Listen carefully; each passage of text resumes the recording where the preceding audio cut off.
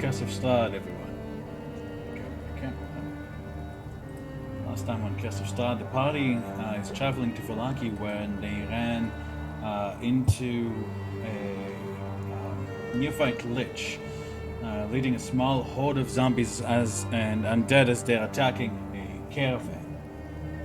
Protecting the caravan was a single figure wreathed in fire.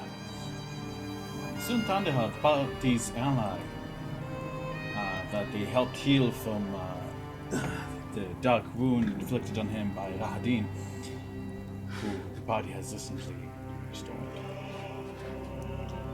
was fighting to protect the caravan. The party intervened, and though the battle was lost,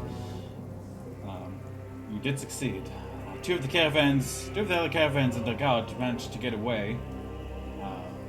However, they did leave the other caravan behind. Its horses are dead. You know those two healthy black horses that are part of the token. They lie. By the Jedi.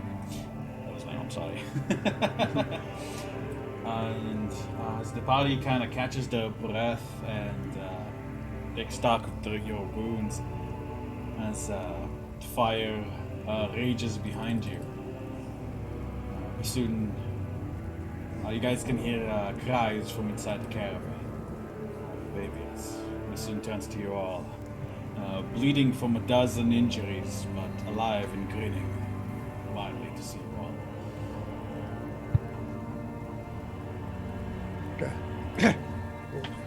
What you got in the carriage there?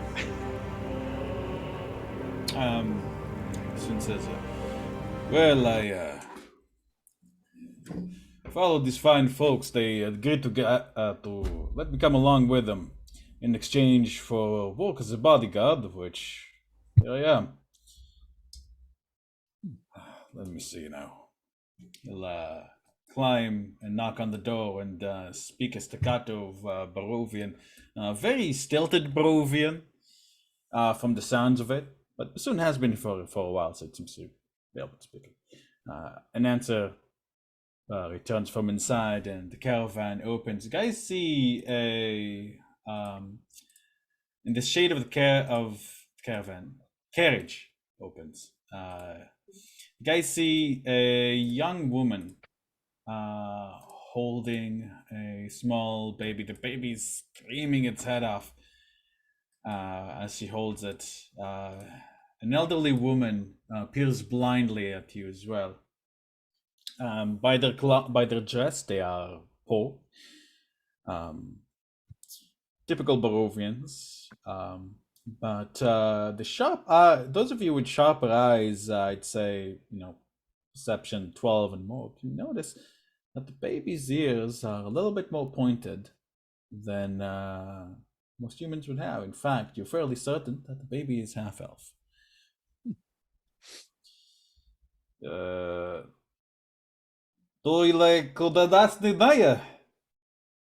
woman looks at Bassoon, frightened. Oh shit. Does the liar do die? She nods as she mutters something, looking with fear at the rest of you all. He looks at you guys and says, "Oh, tovarish, da." The old woman mutters something under her breath, and Basin closes the door again.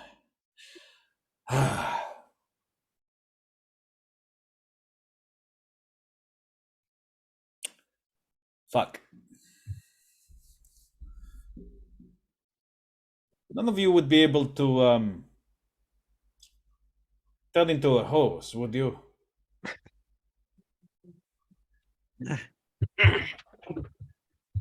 No? I guess not. Not that I can know of. Right. Where are y'all headed? Well, these good people were headed to Vallaki. They were part of a smaller village near to Kresk. It was overrun by undead, and the survivors decided to flee. What remained? Yeah, kind of patched together. Some flying little bastards. Yeah, I know about them. Right. No, So, how far are we out from Vlaki again? On foot, a while. with the caravan too, probably longer than usual. Let me see. He'll pull out his map. He's like, hey, why does my map say Melchior's Tower? Who's Melchior? He'll point. Let's see. See, his Telbasoon isn't the smartest when it comes to math. As he works it out, I would wager about a day of travel. What time? What time does it happen to be? Looking around the sky. Second. Time it now is. I believe you guys left in the morning of. Right. You guys left Kask in the morning. Having traveled for a little while, I think you guys have horses, so it's about 2, 3. Let's say you guys left at 8, I think. 9, 10, 11. It's about 11 a.m. or so. 11 to noon.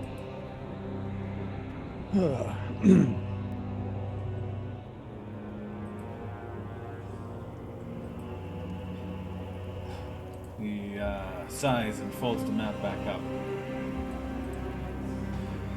Well, if you're not headed there, don't worry about it. This was the largest conflagration that attacked us in the last few days, so it should be fine. I think I can handle whatever comes after. Well, I think we are headed to Vlaki, aren't we? Look at everybody. Soon grins widely. Grunge himself sent you my way. I go, or the Raven Queen, and I kind of smile at him. Oh, hey, of course, yeah, but you know, a god of war versus a goddess that merely concerns herself with graves. I'm just saying. Just laugh. I don't really see her influence her. She'd hate this place. Isn't she all about keeping the dead from coming up? Well, that's why she's interested, maybe.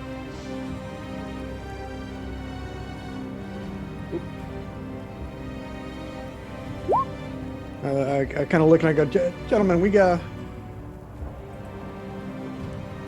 should we take them to our place or just go straight through? Mixed feelings. I can carry the carts, but I need you guys to watch my ass. Sound alright? Also, those ladies don't speak a word of common, so keep that in mind. Kind of look at Onorim. I'm like, what do you think? Start making our way. To Vlaki? Yeah. That was our plan, was it not? Or did it change? Oh yeah. Oh, also the we have a tower on the route. Oh, someone's moving up in the world. I just got myself my axe back. Well, either way, we're going east. Heal. Yeah, I just want to know our destination. We have horses. Yeah, we can make sure that they were, Yeah, they're cowards. They run away. Yeah. Who cares what happens to them? Hey. We can hook our horses up to the cart. Yeah, because some of us are going to be walking anyway. There's no use the horses to pull the Soon, cart. like, So takes he out doesn't have like to. a knife, and as he takes the horse corpses out of the way because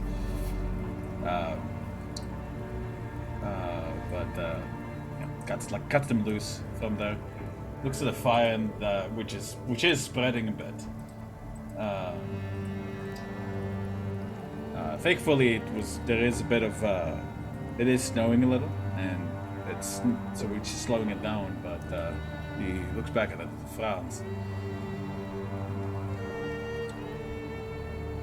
I want to leave this behind us. Give me a moment. So he soon starts singing. First, you're not even sure that it's singing, but you just kind of hear like this deep, bassy thrum coming from him, and he slowly starts to beat his chest alongside his own song. After about a minute of doing so, you realize that with every on his chest, the flames begin to grow dimmer and dimmer. Oh.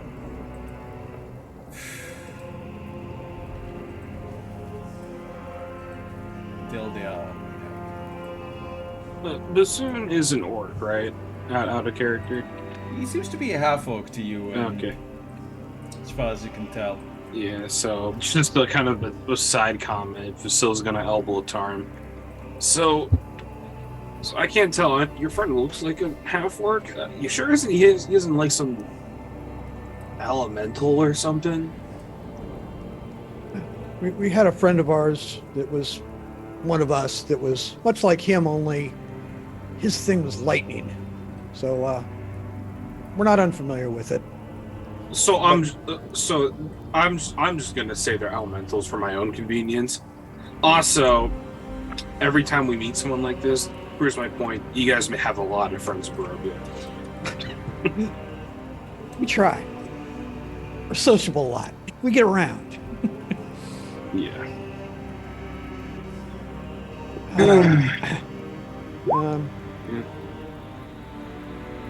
What?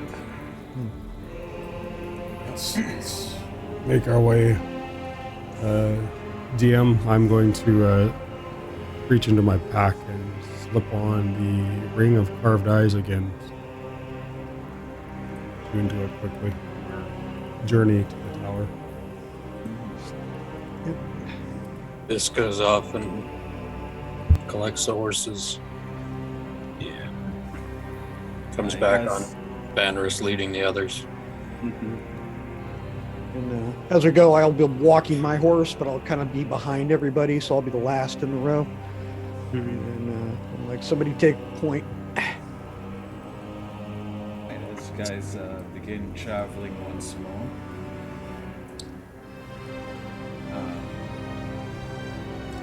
soon we'll ask you a little bit about what you did. Like you guys believe, I believe you guys already told him about that. Yeah, we fill them in. I mean, nothing too specific, but yeah. I believe that happened last session. But as travels a little bit longer, where you can certainly see that the forest and the trail has changed. Has changed something. There's definitely signs of movement, of things. Like there's a lot of trampling of wood on the sides of the path, and you see like a lot of footprints coming this way. Soon I said, seems like the dead are uneasy everywhere around here. In fact, something I need to mention is that you guys see that the caravan, that the other caravans, judging by the tracks, did go this way as well. Good sign. Soon follows his brow, but at night you hear far-off sounds of werewolves fighting them sometimes. So. Other things as well. Well, something big has happened. A lot of movement. I don't like it. A lot of gears are turning. At some point, Fiske is going to hop off and kind of disappear side to side into the woods for a couple of minutes. I'm gonna do let's see if I can see a pattern, the direction of the tracks, and if there are any new tracks that we haven't seen before. Bigger footprints, different footprints. Yes, absolutely. They are. Give me a perception check.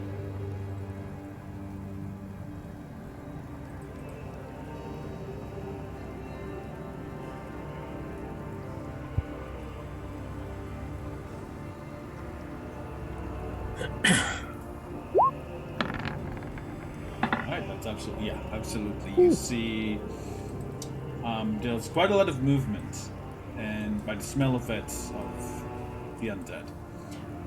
You can even find a frostbitten toe here and there as you move through.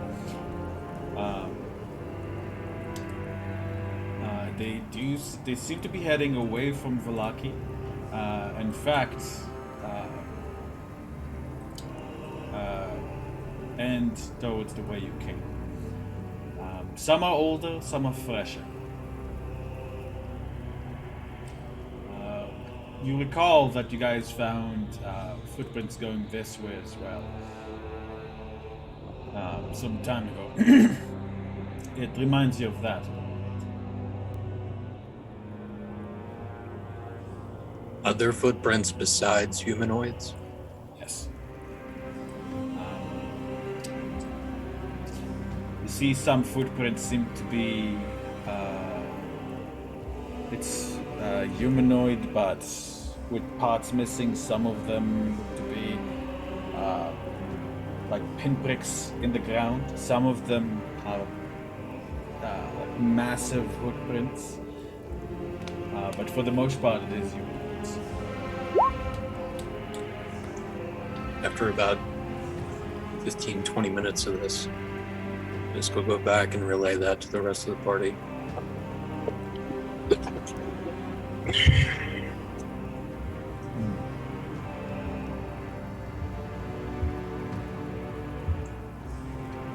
Those are bad omen. They are growing.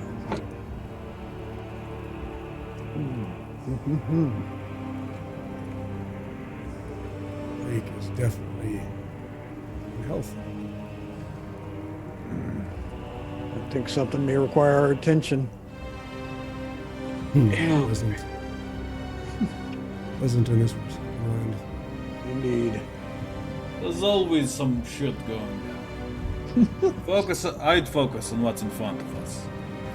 Well, Except we have for something my to show ass, you that's in right? front of us. Oh, go ahead. No, oh, it's fine. I'm just saying, you saved my ass. I'm gonna hit I the like tower and that. get some sleep and rest because some of us got pretty beat up. Right, just find the tower.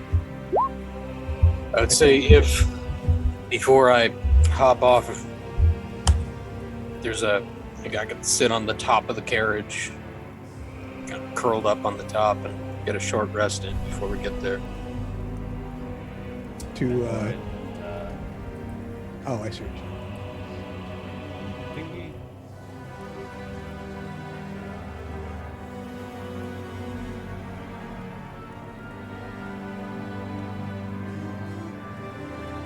Yay, nay on the short rest. Yeah, no, I said go ahead and roll me. Okay.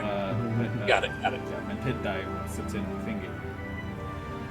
I need to refresh it because I can't find my. Huh? But as you guys approach the tower, you guys can see it seems to be, as far as you can tell, like from this distance, it doesn't seem that any of the footprints really went this way, but as you approach, you see a smoke coming from the front. Like, not as in not on fire, but as if somebody has a campfire there. In front Surprised. of my tower. front of your tower, As we were going along, I had put the ring of karma eyes on, and I reach out to Melchior. What's up? Hey. Hello, hello. We're going. Both of you. Alright, so just to catch you up, the party is currently traveling in the company of Bassoon, and the people in the carriage, and you get Toad Lucky, and you guys are making a small stop at the tower. Okay. Mm-hmm. What time of the day is it now? You guys travel for about 2-3 hours. I would say that now it's about 3 o'clock. Okay.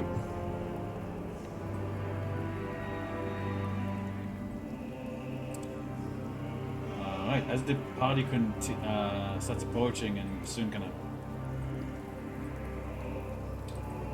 holds up a hand.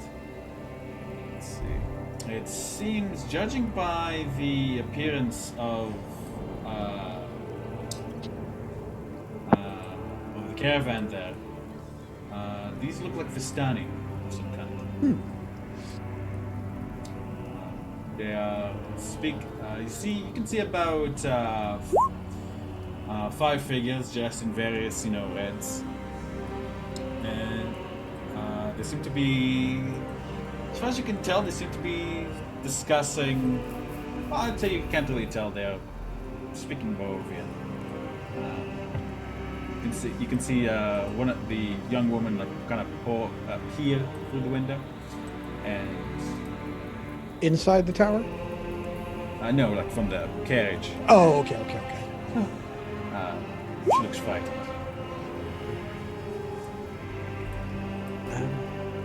Soon looks at them with some worry. I just kind of, well, as long as they're good guests, I don't think we should have a problem.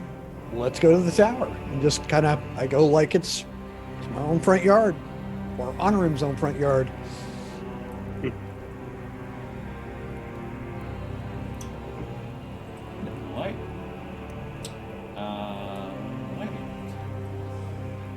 I'm kind of eyeballing them very carefully, seeing if I see anything. Kind of. As you guys approach, Yeah, I was gonna say, Fiske would have kind of dissipated into shadows and just watch from a distance. Yeah, I was gonna say Vissil hugs the back of the carriage and fully dons the cloak. It's kind of like that new technology where it's those translucent panels that mesh everything behind it. Oh, yeah, it's kind of like that, peripheral vision oriented stuff. Yeah. I'm just walking. I mean, I'm paying attention to them, but I'm barely acknowledging they're even there, or that they matter. I'm watching Tarm and watching them. As you do, some of them look suspiciously at you. When I come up about even with them, I'm like, "Good afternoon." Hey, whoa. No closer, friend, no closer. Oh, we just have to go to the tower. That's where our business is.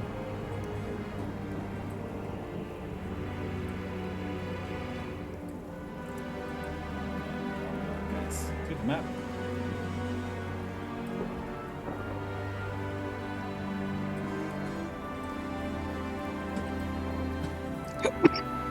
Well, we have some business with the tower as well.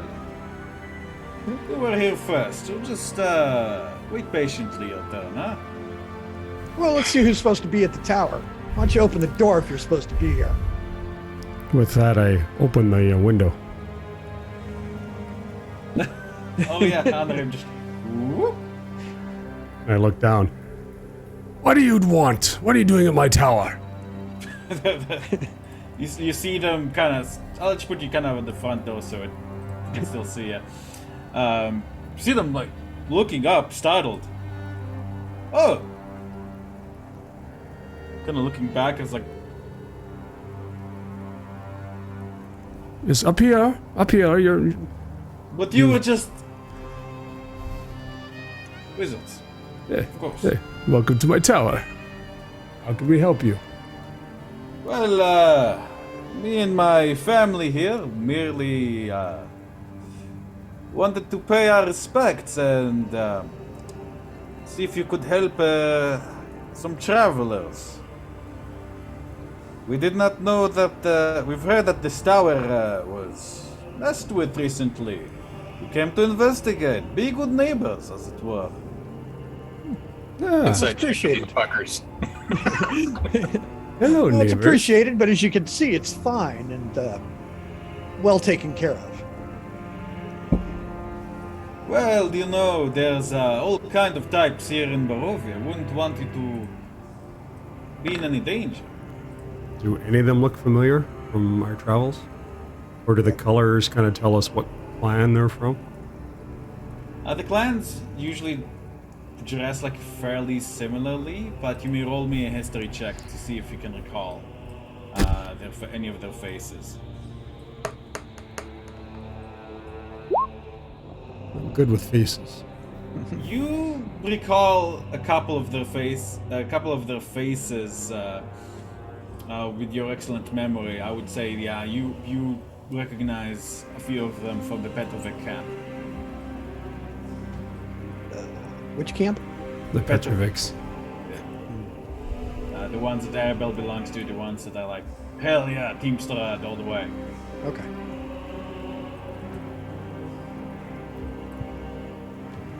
Well, I'm gonna go up onto the porch. That's where am I at? There I am. It's kind of like We've heard reports that this tower has been infiltrated by some kind of dark power. A demon got in. We didn't want its influence in this area, so we come to investigate. look at Do you Honor. know I'm anything like, about that? just gonna look at Honor. I'm like, hey, you're a demon now. That's cool. Demon. No demons here.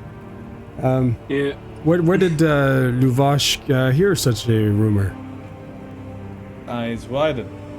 Oh, you know Luvash? Yes, we've actually met before at this camp. Some time ago. I never forget a face. At this point, Vasila just blatantly walks out from behind these guys to group up. Is it weird that I think fighting a demon would actually be a little interesting? Knock on wood. Don't jinx that. Anyways. Actually, I'm sure Luvash is good. It's Arabelle that we're wondering about, given her situation that we rescued her from earlier. Is she? Oh, right. She was? No, she's fine. You're the outsiders. You're the black guys. Grey company. Like you see his one of his like the other Vistani kind of like leans and whisper, the Grey Company. The black. Those guys. Where was Archie with his cloak of billowing? Yeah, I know. Right? I'm so missing. Well,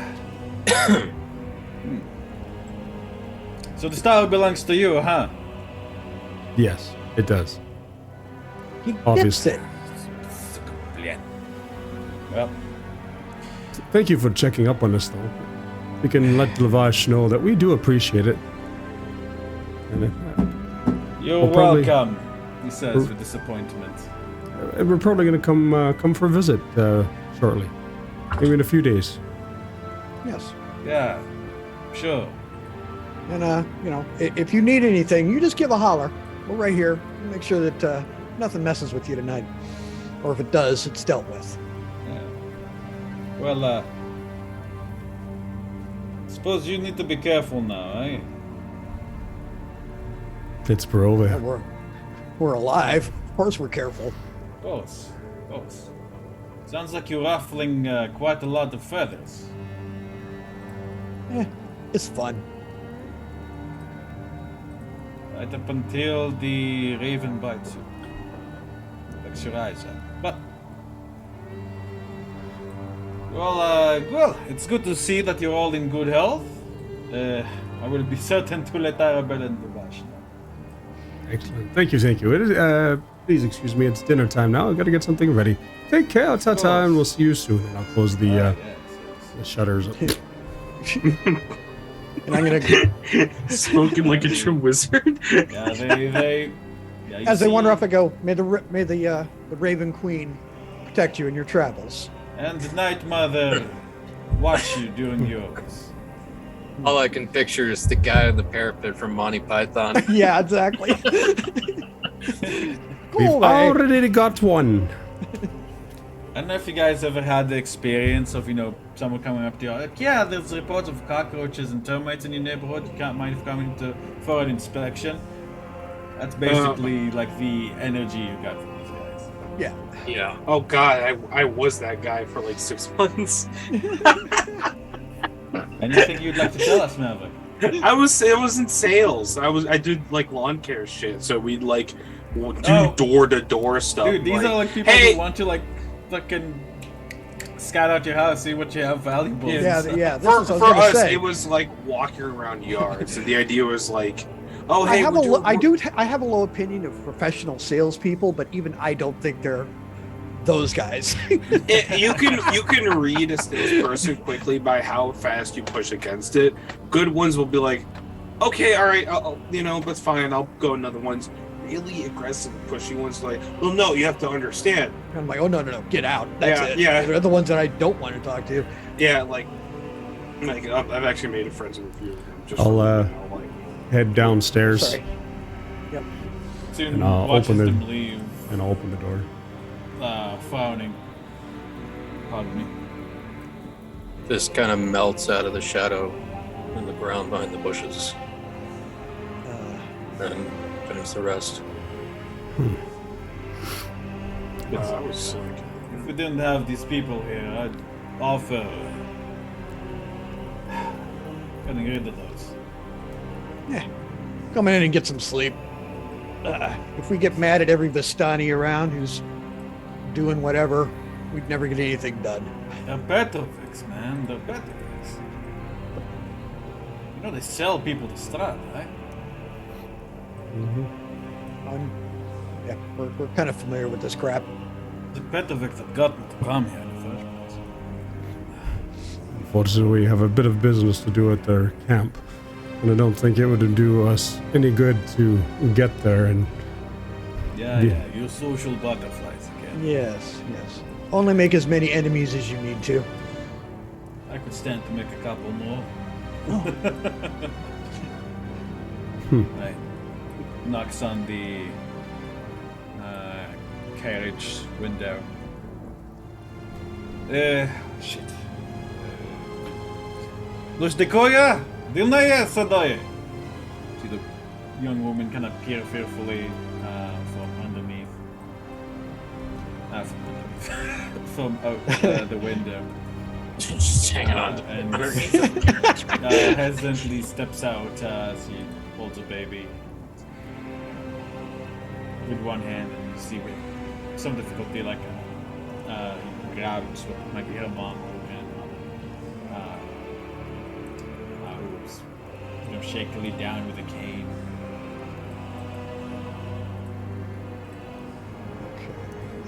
She nods with a weak smile to all of you. Listen, I will look at her. She's asking if washroom.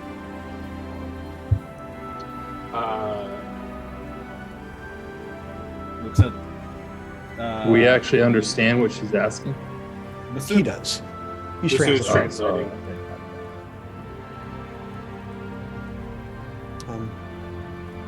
should be one out back. Expectantly. Is there one I out don't know back? if- Is there one in this tower? I have. I'm standing right next to it. There's a bush.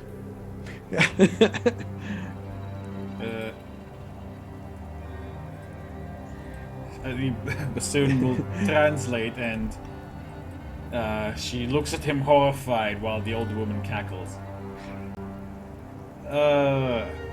Shit. Let me see. Is there one in this tower? Yes. At the top floor. There's like a little, like the chair is basically enchanted so that you can like, Ah, you know. I was gonna say shit goes downhill. And Yeah. Well, no, well, you see, Melchior's a wizard, and wizards like efficiency, right? It's like, Oh. why waste room on the toilet where you can just, the chair changes into a toilet, you can just keep on walking. Does it like prestige like a bidet? Like Well, prestige just removes like some, but it can't actually remove like the whole scat itself. Like it's a yeah. special spell, probably. So is it Melchior- like a poof poof poof like Yeah, three basically, goes yeah. and so, okay. An abandoned Why did I magic ask that? bidet would be a horror thought in D&D. I'll start it up. Thank you. Yeah. Good idea. Imagine you put the wrong glyph on it. She looks Cliff of expectant. Orley. She looks at you expectant. Onorim, do you? Sue looks at you expecting. Do you let them go up in the tower? I'm kind of smiling at them, and then I point at, kind of subtly at Mhm. actually right behind me. I'll just kind of whisper, "Undead." Yeah, that's a. Did I? I Can you don't know if you spotted chat. I kind of. Oh, Oh, I didn't see that divine Yeah. sense. Nudge, nudge. Baby. Okay, Tomagen, I'm going to whisper a little something to you. Oh, cool. They're totally normal. They're all normal. You fucker, you beat me to it. Human. Human good. Ah, Uh, it's like Priscilla pings with something, like she shakes off a little bit of bone left over from the Vasilla detects as like a little bit of Fey in the. I think that detects Tensila still female. And then, never mind, she doesn't. Oh god, she's from California. Oh no. all right. I'm like, well.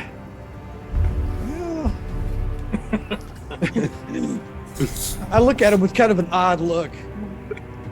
Celestial, just a tiny bit. I don't know what to think of that. Does he say this out loud? Yeah, I say it out loud, right? Wait, really? Yeah. Wait, what? Oh, I'm like, hey, Bassoon, what do you know about these people? Next to nothing. I think that's Valerie. I don't know the baby's name. And the old woman is Melina, I think. Что? She says aloud. Yeah, I think it was, yeah, Melina. The old woman. Once more. Melina, Valerie, and baby. I kind of positioned myself right. I was on the map there, next to Bassoon, and I'm like, can you ask them? You know, They look a little bit frightened as, everyone's kind of like that tension's on them, and she kind of like holds the baby a little bit closer. So, I smile. I smile holding at them. like the old and woman's hand. I smile, and I'm like, tell them, ask them to introduce themselves, to tell us about them before we bring them into one of our homes. Oh, you're terrible. You're going to make me translate. I know. It just, you know. I'll try. Still the young woman screams as she catches sight of Fiske. Verwolda! Verwolda! Like, she thought like, what? Where? So, It just like, draws out his axe, like, looking around wildly as they run, like see Vasilla and Varis, like, next to caravan as they retreat. I I'm soon, I start might- like rubbing against the legs of Onorim and Tarm and just like pushing against them and Bassoon too. So like Yeah. runs forward, like, Niet vervolda! Like, it just like he realized what happened. I'm just imagining Fiske Fiske, doing this. Give me a performance check. And it's like they walk over. Oh, you're a pretty Oh, you're just a cat. You walk over. He stands up and goes for a handshake. Oh yeah, that's exactly how I envisioned this. Exactly how.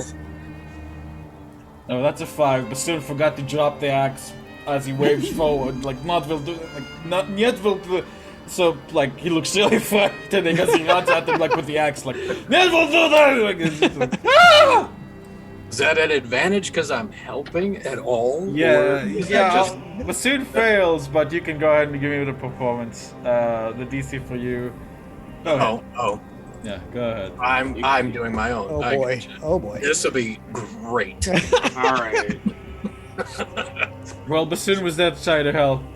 This can't have a bad result, no matter Nope. what. You said performance? Yes, Awesome. please. Oh boy. I'd say with advantage because you do look like a cat. But let's see what the roll is.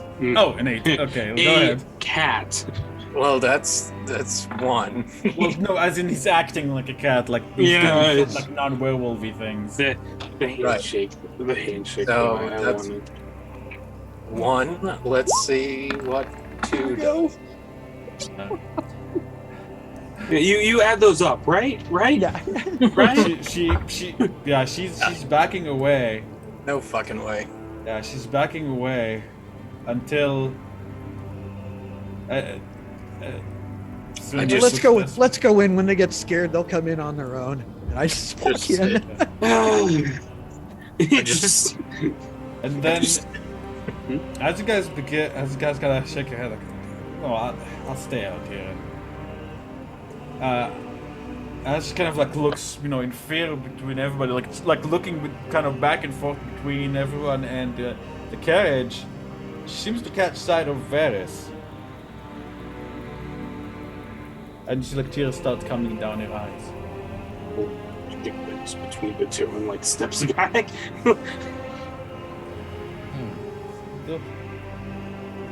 Okay. The nun?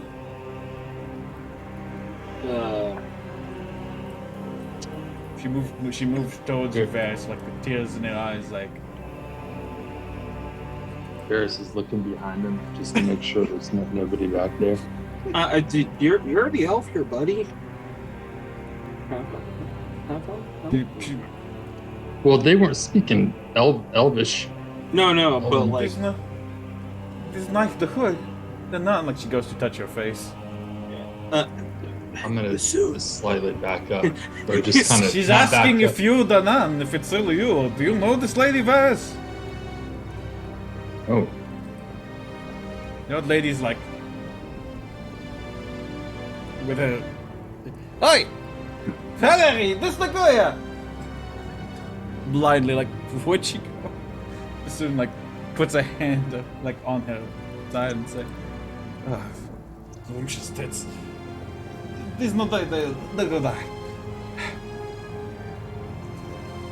Valerie, this no the non desire. Varis the nice there. She doesn't seem to hear him. As this stranger that you've never seen before, touches your face, Varis. I'm gonna actually Hi. not let them touch my face. I'm just gonna the grab their like- hand. Grab her behind their eyes. I'm not violently, but just, I'm just no. gonna stop it. It's She looks in your face, looking for, She has, smile. The nun, this is tired.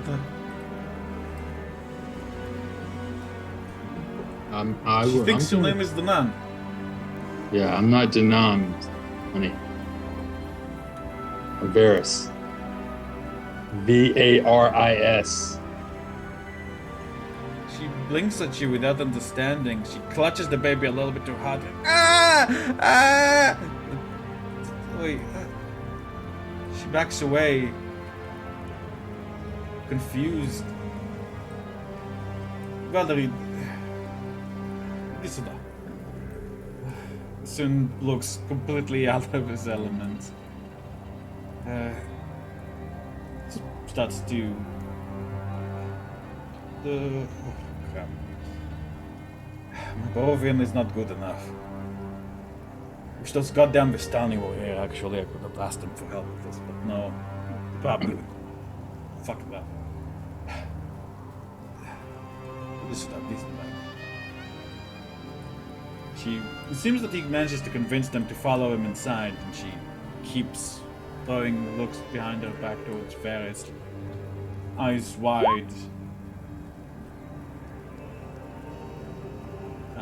Varis. Bassoon throws Varis look too, like. As he passes Talmadgen, like in the entry of the tower, like, kind of lean in and say, "Hey, does hey, Varis, does he have a habit of sowing wild oats here?" Hey, what a man does, I don't ask. Stays, Wonder what about the happens in kids, there? Barovia, it stays in Barovia. Yeah, hard cut to outside. Just. I was starting to put that. Yeah, Fade to black. How long have you been now in Barovia? Still, and I'm like, yeah, somebody moves fast, I guess. Are you asking Varys? Grow up fast. Yeah, like yeah. She kind of like gives an elbow. Like, how long have you been in Barovia again? I've been. These guy, this cat right here, and these dudes were here before me. But it's been a long time. Too long. Oh. I kind of go about 3 months. Oh. So. Unless that kid grows really fast, I don't think that's yours. So. No. Actually, Charm, you said you got a weird ping from that? Yes, a celestial being, or, kind of oddly how the abbot was a celestial being, kind of too. Just the slow turn towards Varis.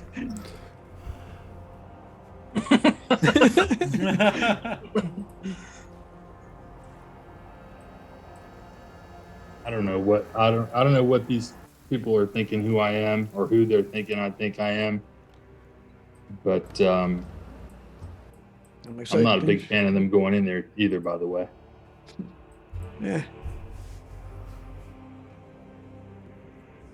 Well, get the horses put away and tied up.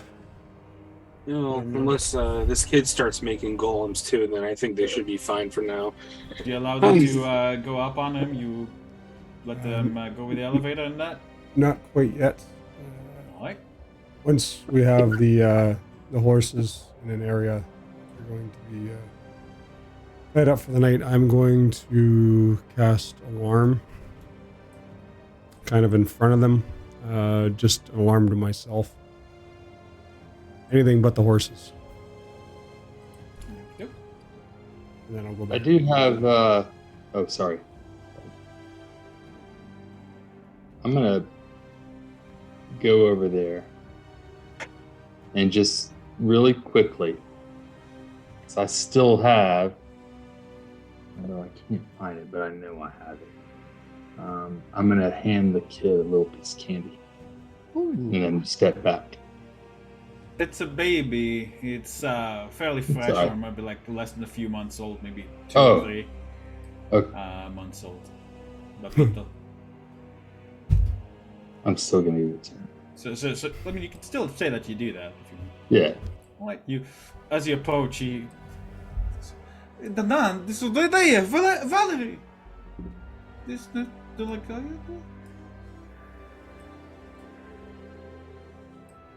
So kind of squints at you. There's his eyes. You really never met her. I'm squinting back. She's very certain she met you. With the result as well. Not too many elves in here, Mr. Varis. As far as I know, I'm the only one. Although there used to be one. Kind of looks between you and the baby's ears. Yeah, no. You got the wrong guy. But nice to meet you. Can I look at the baby? Are there like facial similarities between the baby and Varis? Like, Give me a perception check, Vasila. I mean, like, like the baby's hair is dark, just like his mother's. could just be But he does have like smooth, sharp, handsome features, just like Varis does. It's an 8, so it's like it's probably an elf thing. It's in general. like could be, So, it's hard to tell. Could be, honestly, could be. Which one had to go to the bathroom? The mom. You think you can get a read on this, Fiske? Read on what? That like he's don't worry about it. Never mind. The old woman shakes her head. It didn't die. She'll kind of lift her her stick, her walking stick, and she'll poke on it, like she'll poke in the air until she reaches Onorim. You P us.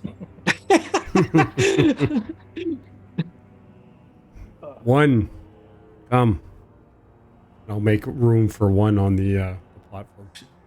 Что такое today? One at a time, tell her. This one.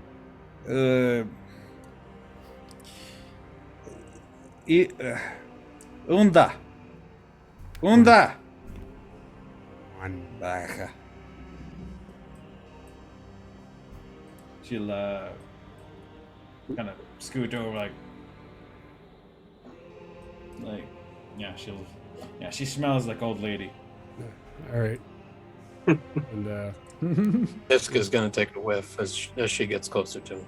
Fiske, hop on, and when he gets on, we'll go up.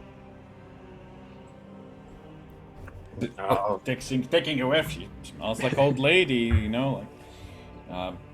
like old Barovian lady to boot, who's been traveling without a shower for a couple of days at least.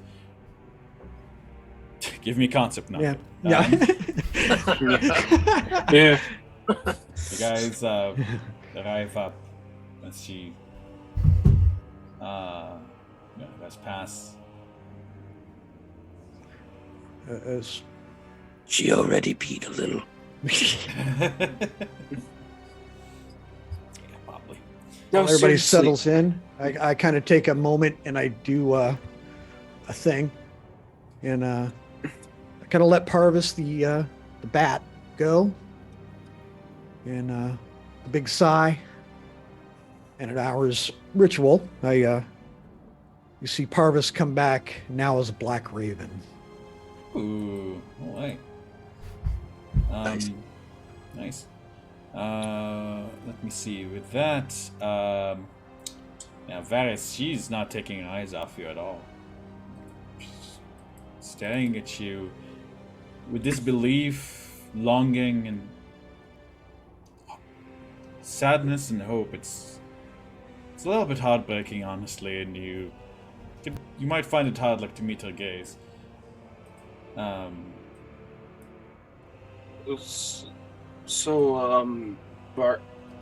She kind of looks over and kind of wiggles a finger. Bassoon, Barsoon, Bassoon, Please? like the instrument. but oh no, I thought I misheard that. Okay, all right. Whew. No, you're Uh, it's uh, Vaseline, right? You're fun. So, I'm kidding. All right. I'm sorry. that's not the first time I've gotten that answer. So I think it's obvious the rest of us here don't speak a lick of Barovian. Do you are you I'm just getting caught up here. You mind if you teach me a little? Want me to teach you? Mine sucks. I was lucky to end up in Valaki with the mother, but I suppose I can teach you some basics. Yeah. Yeah, literally, just something really She wants to know how you say shit, damn, but all the cuss words is all she wants. Oh, please. Oh, It that doesn't like, matter. You see It doesn't Valerie matter kind what- of like looks at you in horror, Varis. Oh, please, trust me. No matter, you could say anything with enough vitriol. It's a slur. It's Yeah. a cuss. Like, you don't need language for that. Right. But He kind of looks behind the. I meant to say she looks at. Yeah, sorry, she doesn't look at Varis because she doesn't understand you. But Bassoon chuckles and says, "All right, let's see, shit, Strakus, fuck." Like she like covered the baby's ears.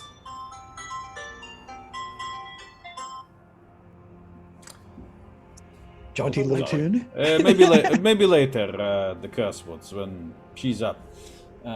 Meanwhile, she, like, yeah, you guys kind of like have to put the old woman like on the chair, and she's like, and kind of tap, and she's like, "Ooh, it's not like Fiske is staying right next to Onorim, but not taking his eyes off of Melina, watching every movement. He goes to town. Right, so Bassoon will teach the party a little bit of Barovian that he knows, stiltedly. With you guys go, Varis, Vasilla, and Tarmogen, give me intelligence checks, please. Alrighty. oh, okay. I'm sorry. Let's see, I'm sorry. In one ear, out the other. Yeah. Yeah, Vasilla, like, something about the situation kind of just... Yeah. You're a little bit too, like, adrenaline after, like, the day's events and everything.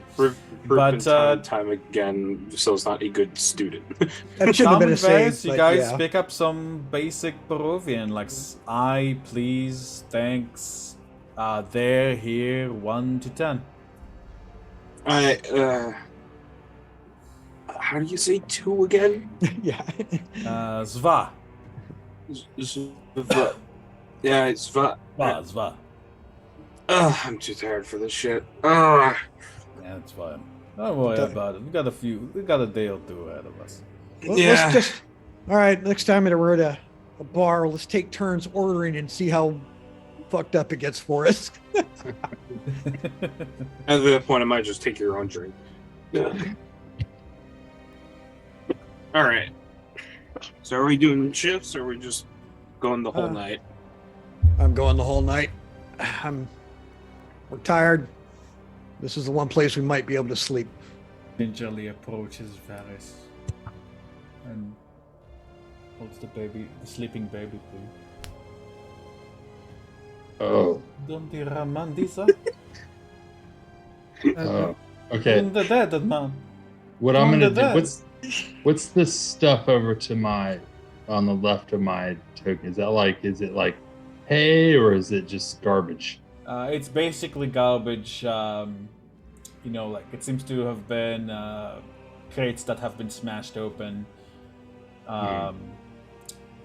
Probably leftovers from when Esmeralda infiltrated the tower when she was looking for stuff, likely. Okay. Well, I'm gonna take off my. Actually, I don't even know what I have on, but I would assume that I have some kind of jacket over my shirt, and I'll take it off and make like a bed. You just ignore her as she offers the baby, like for you to. No, hold the I'm baby? gonna make a bed, and then I'm gonna point her to put the baby down if Okay, it wants to she- sleep. I don't know if I she learned. looks at you a But bit soon, how do you bewildered. say sleep? Uh, Point.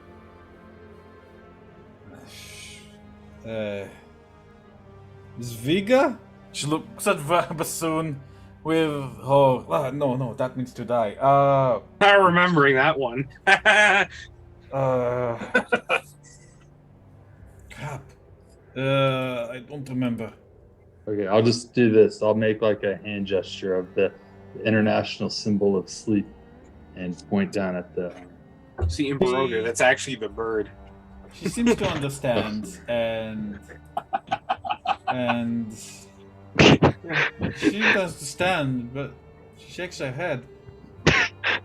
The nun, he's too like good, but Did I recognize 1, 2, 3 here? she's saying, yo. Yo. Yo, as in yo, like as in has, as in Yours. to kind of put two and two together, and she's saying this is your child. Oh. No. Shake her. Gotcha. Guys, better. False. Tears start again. She refuses the bed and just sits in the corner, like holding the child tightly. Varis is gonna yell over at Bassoon and say, Bassoon, tell What? that woman I am not the baby's daddy. I told her! She says it's you! She says it looks exact. She says it's you! It's your face! You see Facilla go after baby daddy. Listen, Varis. I'm no stranger to love. I can understand that sometimes, I didn't mean to do that. I'm so sorry. I'm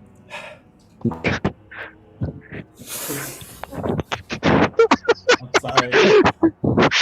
The song is playing in my head right now. I didn't even realize I was saying it. Listen, Varis, I've been friends with... No, I get it. Sometimes you have to sow some wild oats, but like... She says it's you. You have maybe a twin or something that came to Barovia also. I would have. A child from the outside. This is a giant misunderstanding. I'm happy to help right here while we're in here tonight, but no. This isn't gonna happen.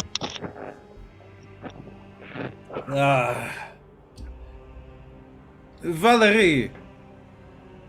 Ich dies nicht danan. Ist Varis. Varis. Ist dann do diese letter. See, this is why I asked for the lessons, but Ist danan. Ist du like durch that by some punne dir. Soon throws his arms in the air. She says you turned out to be like the people you said you'd protect her from. I don't know. uh-huh. Sighs deeply. Well, who does she think that I protect her from?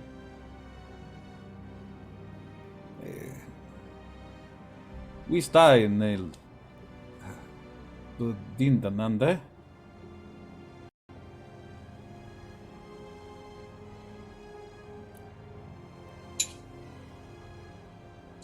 Minamna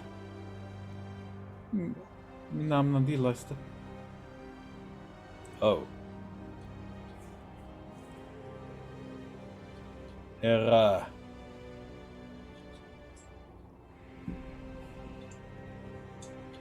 father, I think. Didn't this the day there? I'm not this day.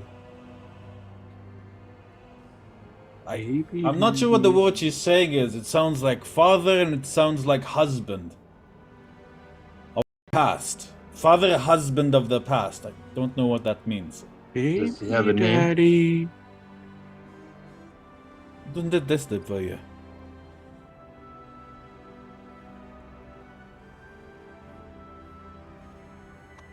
Isaac.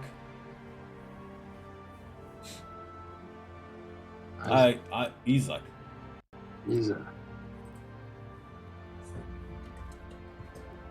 I'm gonna look over to Tarm. We know an Isaac? And Tarm is, You're muted. I think he stepped away. Darm, you're muted. Tom, you're muted. Went to unmute, hit the wrong button. Termagant pipes up, and I go, listen, as amusing as this is, and it's very amusing, the mother is not of celestial origin. You are not of celestial origin. The baby carries celestial within it. You can't be the father. I don't know the name, but, and I look at Bassoon, he's not the father. Soon raises a hand. Actually, that doesn't have to be the case. If he or she have ancestors who are celestials or did something celestial, could be. So I was here when he got here. He hasn't been here long enough for this to happen. Unless, are they from the outside? She only speaks Barovian. How long have you guys been here? What, like It's 2 months? 3 months. 3 months. Not long enough. He hasn't been here a year. Babe is clearly 3.5 months old. Hey. Oh, yes, Vasila? So it's an erratic bloodline thing. It's weird. I mean, I kind of look at everybody else and I go, do you think Varis got laid right when he got here? He's not exactly the friendliest. No, hold on. I mean, he's handsome. I wouldn't put it past him. I did. You didn't know I didn't about say it. It that. just wasn't with her. See? Good. Could have I did happened. dream about you with that horse. It was I've pretty seen him horrific. drink. Soon raises his eyes. Well, I heard you elves were connected to nature. I didn't realize quite that much. It ain't elves, because I've got elf in me, and yeah, no. You do? I'm half elf. I'm gonna go look up. I'm gonna go. Oh, step up to this You always baby. get that freaking helmet on. That's why I Yeah. can't tell. Yeah. Huh. So, Varis is walking up to the baby. He's gonna put both of his hands. First, he's gonna look at He Valerie looks at and you with Bassoon. wide, wet eyes, like. I'm looking straight at Valerie and Bassoon and saying, "This is not my baby. I just want to check it out." And I'm gonna put my hands on its I face, just want to check it out. and I'm gonna look at its ears, and I'm gonna look in its eyes, and I'm gonna look up its nose, and I'm gonna see, do I recognize anything about this baby that Starts crying as you're like moving it this way and that. Like wiggles in your hand. Like, Oh, very It's nice. hey, more carefully, huh? Hey, that no. ain't no chicken. It's a baby. Well, it's Gotta hold it's it not from the my butt. chicken, and I'm gonna walk away. I With the don't baby? recognize it. I know. With the baby, I didn't hear that. No, not Oh, with okay. Like you're just gonna hand it to her, like. Yeah. Give me investigation, I suppose. 1 second. Honey, Katrina. Katrina. Isn't it great? Done. We have to all sleep in this cramped, very close to interpersonal space over the night while after having to deal with this. Yeah, Varis, it's a baby. It's not. There's nothing that you can tell that seems to be different about it. Okay. Yeah. I'm just gonna walk over to the other side of the room. Bassoon kind of gives you. So, Bassoon doesn't believe Varis. Bassoon, am I good with the hood? Because I don't want to spook them like Fist did with them. Oh shit! Wait, no. Give me a second. Ist Vamana. Grumsh. See, I don't know the word for different looking. I know the word for monster. Could you say like, wait, what's the word for like good monster? Like. Ist Vamana dil no the guten monturas. Or fish, or maybe fish. That could work. Pesquisa. How about the word Looks for like friend? confused. Pesquisa? Friend. Yeah, I have a friend. All right. Oh, Lagota. Good. Yeah. I guess I'll. Lagot Pesquisa? She looks very confused. Oh, here we go. Okay. And looks at you, but you know, like some of the replaced with curiosity. Okay. She kind of flips right. Here we go. There's a small gasp, but she doesn't seem to be that scared. Ah, good. Ah, yeah. There we go. I told her to prepare for an ugly fish woman who's a nice friend. Seems that she was pleasantly surprised. See, that's the trick. You set people up for a bad thing, and then you give them a good thing. That's the key for conversations. Okay, alright. Oh, very lucky I don't speak Peruvian. Very lucky I don't remember the thing you said, too. But thank you. Yeah. You're welcome. In the meantime, Melina, gets up after, this is light as that. It seems that the chair has, like, not surprised, Onorim, you've kind of grew up with this. In the tower, the toilet has, like, a butt prestidigitation. No toilet paper required. She, kind of gets up. Stood I. Starts like knocking. Seems to be looking for you guys. Toc toc. Dong dong dong dong. As she kind of that's the side. I'll step on the. She whirls around like her cane gets you in the knee. As you clear your throat, like kind of hurts. Onorim. Hey, Take Tarm? 1 point of damage. Hey, Tarm. Shield. Yes. Bonk. What?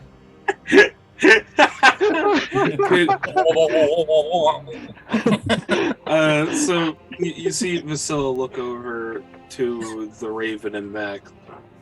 You can change the shapes of the what's the word? Familiar. Familiar. Yes. So could you? And she kind of gives a suspicious look to the bird and Mac. Can you turn her into a chicken and then does it work like that or? I didn't think you were that horrible. She's like looking back and forth to see if the bird's like picking up what she's saying. Fiske takes Melina's hands and just kind of guides her over to the platform. Kind of like searches, like she feels something furry in her hand. Oh, she kind of like looks for a head, like a kind of like dog or cat level, like dog level, yeah. This is the cat. She's like looking for a head, like she doesn't like at that level. I start purring and hope that she just goes. Yeah, she looks like she kind of like pats like along your hand, like instead of like finding something on the floor, she like finds like your head like above. Oh, I'm still on all fours. you're all on fours. So she finds like she pets you. Oh, Yeah, the only time anyone has ever seen me on 2 legs is in combat. Yeah. So Tarm, I mean, I'm no Archie, but if we wake up tomorrow morning and there's a little piglet there instead of a raven, is it like? I know they can like come back and all that, right? So, look, I miss his cooking. All right. Well, Miss Archie, we're not going to chow on Parvis. Thank you. Oh, I'm just saying. It's magic. Parvis looks at Vasilla very sternly. Holy shit, your bird's creepy. Truce. Doesn't seem to like the idea of being cooked as Melina and Fiske and Onorim come back down. Valerie gets up and taking a hand and she, and like Melina is like starts chatting and Valerie doesn't. Valerie seems curious. She'll gingerly come and shyly take Onorim's hand. Up we go. I should try it myself. Lead Melina over to Valerie. The bassoon goes up. You just hear a "Holy shit!" from up top. No, Onorim had a fairy living in this toilet. According to her. There are toilets outside, Bassoon. I'm sure there are. I want to try that one. Denied. Come on. Oh! Bastard.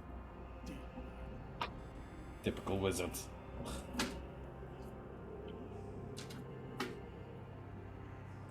Alrighty. Yeah, she's quiet. She's very quiet as she holds the baby, kind of close, a little shaking a little bit as it's very clear she's never been in an elevator. As she, as you kind of direct her to the chair, she stands at it and blushes. Honor.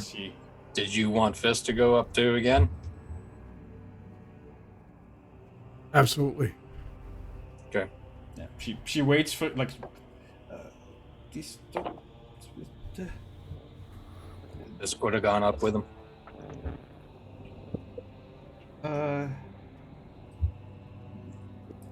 She kind of does this to you guys, like indicating for you guys to not look at her. To give her space. Uh, I go and look at the window. Fist doesn't stop. It doesn't take his eyes off her. He's sitting on the bed, just kind of curls up and just looks at her. Just laying there, not moving. This no daj, Koszka, no, this no daj.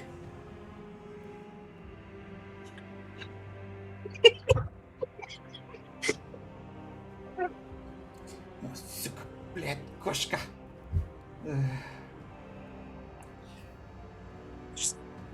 Cat watching you pee. I mean, that's yeah. She like gotta take off like her, don't say a word. take off like her coat, and she'll hold it up like this, putting the baby over her shoulder, giving you a very bitter and humiliated look, Fist. She finishes her business as clear as soon as possible, looking quite humiliated and angry. As before you say anything to her, she and the baby step towards the elevator. But you see, like the baby like paws at something on the table. Doesn't seem she notices. The baby picks up something from the table. It looks like just a feather pen from an ink pen there, from an ink well. Do I see that? Do I see your baby stealing my magical, non-running out of ink pen? Yeah, I was going to ask you. I said that too. And the baby got like the baby starts like putting it in its mouth. Uh-oh. This points at the baby to the woman. Что? Что такое? Just pointing at it. I mime sucking. She backs her way all the way to the wall as she. I look to honor him. Bassoon! Bassoon! I just say, Pen. Иди нахуй, кошка, ты сука, baby надо! We'll get it later. It's magical. She can't break it. She looks terrified. Do we hear the yelling from upstairs? Bassoon looks up like. She says the werewolf wants to eat her baby. Nah, he's just weird like that. He's actually very nice. He's very good. I know. Yeah. Okay. All right. Yeah. So I don't know. Weird shit. Yeah, she's. Try miming or writing it as like a pen. point to the baby. She this time she looks at the baby. Like, no, take it, the baby. Like, she looks at in distress, like, oh, sure. And she starts humming to it a little lullaby. She does that. She's holding the feather. Fiske points to Onorim.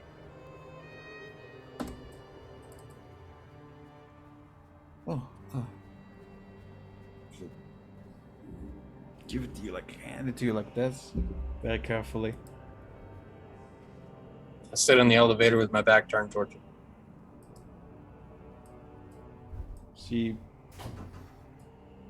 Onorim, Fiske, and Valerie and the baby, like, calm down. She still singing the little lullaby to the baby. And Varis, you recognize the words. It's stilted, but the lullaby and the words are definitely there. She's singing an Elvish lullaby, exactly like the same one, the kind that your mother used to sing when you were a child. Really? Okay. Okay, hold on. Before we go any further, I just want to clear up the map. Like, am I on the main level and the baby? Okay, I didn't see it. Yeah, no, like they just came down the elevator. It's just at the towers. Valerie is singing that? Yes, Valerie is singing to the baby an Elvish song, an Elvish lullaby that your mother used to sing to you as well. All right, I'm gonna walk up. I'm gonna walk up right here, and I'm gonna in my natural language. I'm gonna say, "What? Who are you? And how do you know? How do you know how to speak Elvish?" As you speak to her, she's like, "Что? She doesn't seem to understand what you're asking. So, translates.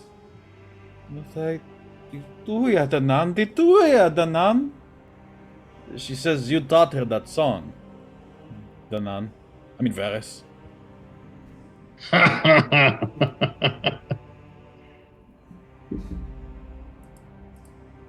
Okay. Let me see. This is getting real weird, Tarm. This got really weird. So is her dialect and her, like, is she? It's terrible. It's very clear that she's not a native Elvish speaker. It's very clear that she's, it's like the English equivalent of Elvish. Okay. Like terrible pronunciation. Okay. But close enough that you'd recognize it. Okay. Man, I don't want Varis don't want anything to do with this. Okay. Varis is going to he's not holding the baby. He's gonna step away a step, and then he'll sing it properly.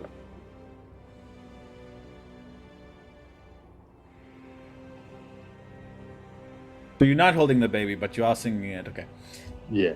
As you begin to sing it, the baby actually starts to calm down more. And you see her eyes. She sings softly along with you,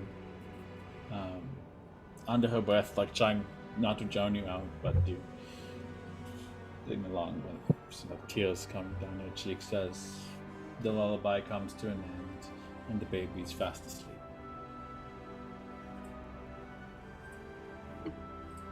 All right. So just I'll look over to Bassoon, so whisper in his ear, trying to get some peace and quiet around here. Yeah, you really have a way with children. That's the first I've heard that, but thanks. In Elvish, because I think Varis is the only other one in the party that can understand it, and I'm like, yeah, very fatherly. And in Elvish, he'll say, fuck you. Alright, I think as the party is making preparations to rest, setting up like little makeshift beds and such like, I think this might be a good point to take a quick little break. Let's call it Alrighty. 10 minutes. Alrighty.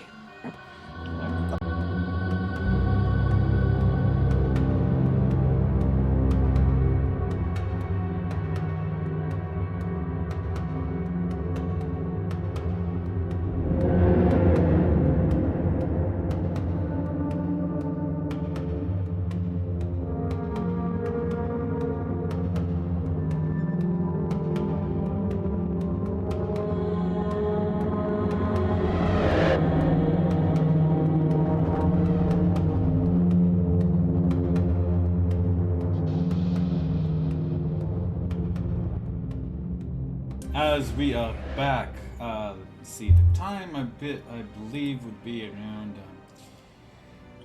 likely,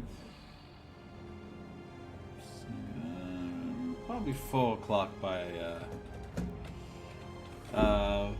now.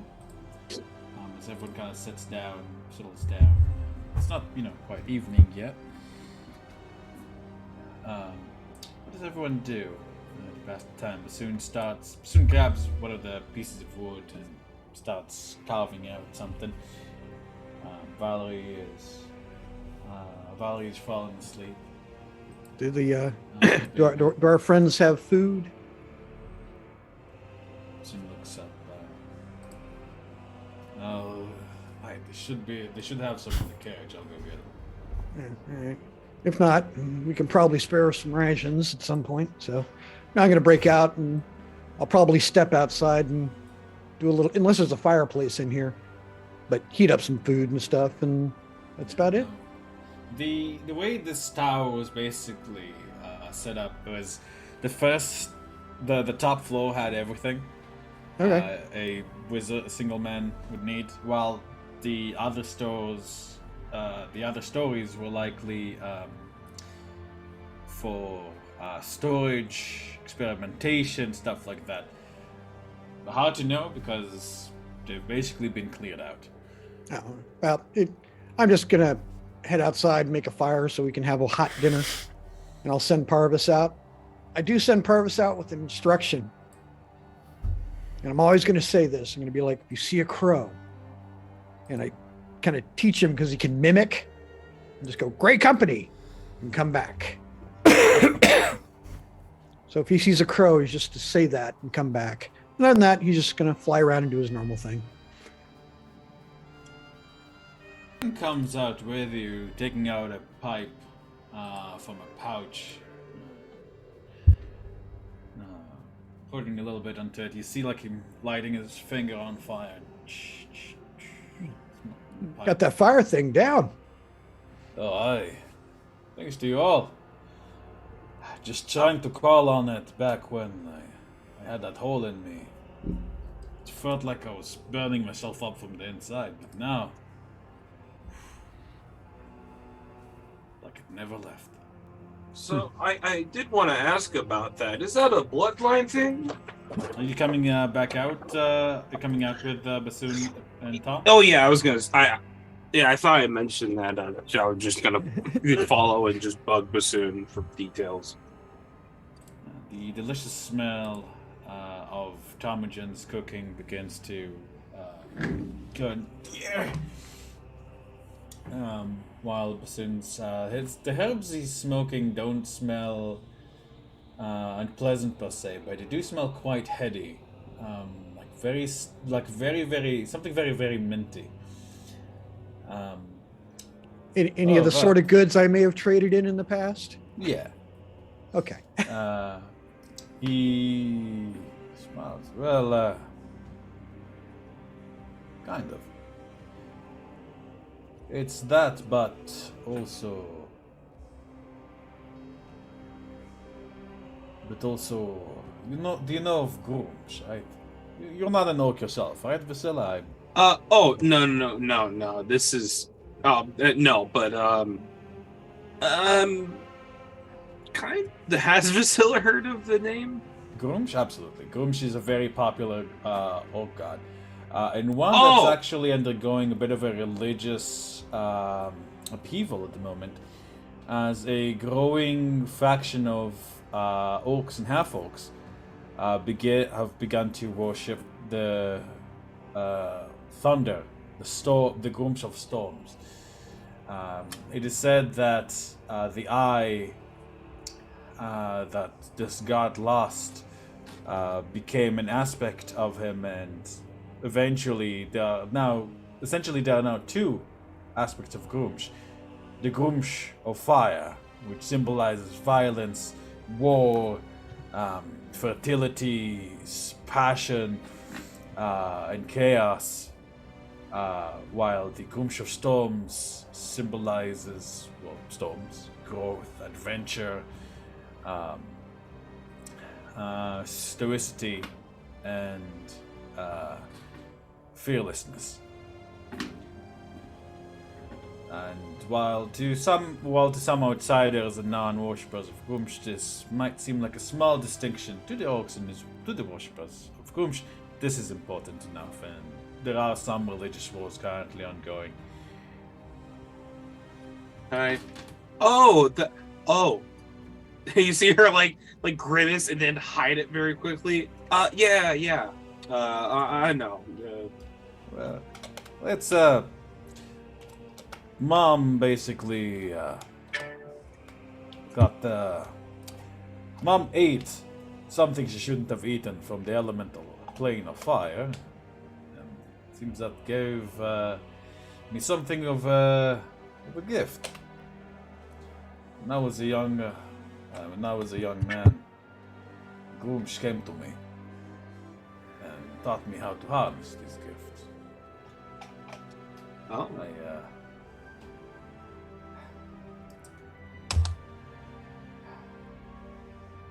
He takes a long puff. I was traveling with a fellow that I met with one of these guys, former associate, but we had to part ways. Religious differences. I'm doing my thing, he's doing his thing. Yeah. How about you guys? You guys don't speak about religion too much. If that's not too personal. My family lived, as they say, in the boonies. I came from a druidic village, and well, I wasn't that good with magic. Is it true that druids walk around with their naked all day and drink like wild alcohol and stuff like that? No druids I know. It's a village for a reason. Those people you're talking about are weird loners, but it's more of the idea behind it rather than just the lifestyle. Honestly, if you walk in the village, we've had people that stayed here, say, just travelers for a few days before they really noticed what was going on. But yeah, it was nice. Well, that's something. You look like a good, honest girl, and all that. Good muscle on you. Thanks. But yeah. Anyways, though, yeah, your fire thing. I could have sworn it was more like a sorcerer thing. I work in a monster hunting guild, and there's a few of them I know. So, oh shit! Which one? Wild Drakes. I heard about those guys. Mm-hmm. We had a bit of rivalry. Nice. Oh. Yeah. He'll flex. Let me see. I'll put out his own small pen. This one is made of burnished brass. It shows a wolf's head closing around a star. the end wolves. Huh? Oh, you're one of those guys, huh? Yeah, you heard about these guys. They have a pretty wild reputation, but they usually get the job done. Mm-hmm. They're definitely more expensive. They have a lot of members. They get sent out to really big jobs. In fact, go ahead and give me a history check. All right. On a side, what I have heard of these guys. Yeah, go ahead, Tom.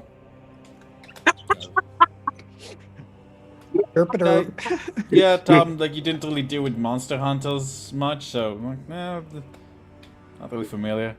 Priscilla, yeah, like, you were more away from the cities a lot. You know, you were kind of with your unit there more, so. Yeah. Not really. Mm-hmm. His face kind of falls as he realizes neither of you recognize the yeah. That was, I mean... That was a bit... Never mind. No.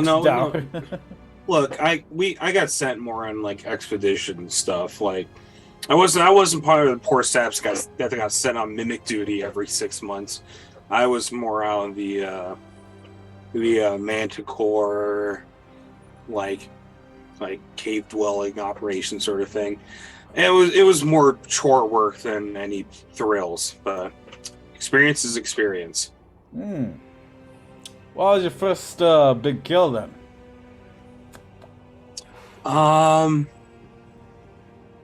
It was a while back. I think when I got first picked up, it was there's a huge slew of like aberrant stuff going around. It wasn't really like actual monsters, but it was a lot of mutated animals. And I think like not even a week after they picked me up from the side of the road, I picked up a longsword and well, ever see a bear with 3 tentacles on its back? No, goddamn. Yeah, it's freaky. Yeah. I'd imagine so. Like, as kind of fucked as Barovia is, it's almost a little nostalgic at sometimes. There's weird that I barely know what to do with, and there's weird like, oh, it just has 8 eyes. Oh, I've dealt with that shit before. I can definitely feel you. You know, when I came here, I thought it would be an easy job. You know, come in, vampire. I killed plenty of vampires in my day. Yeah. God, that was a stupid mistake. I wish I brought my friends too. Oh, but that was my mistake. Confidence is a slow and insidious killer. Really, and I paid for it. It was before your time, but without these guys, you'll pat Tomjin on the back. I'll probably be dead by now. I have a habit of saving a day. Yeah. No, seriously, every day I'm finding out something new. Like you, for example. Same to you. Yeah. Oh, man.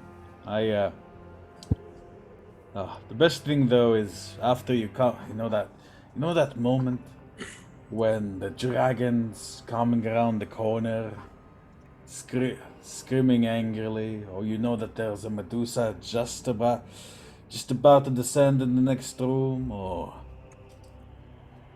but you know your bodies and you have a plan. Nothing beats that. You guys made plans? Wow. Oh, they seldom work. There was this one time, right? There was this green dragon that we were supposed to catch, right? And my friend, he understands, you know, alchemist stuff. Not for me, but he says, right, like our supplier the supplies we were supposed to have, right? We didn't have them. We didn't have a way to get. We were going to put the dragon to sleep in the cave. We didn't have nothing. So here's what he says.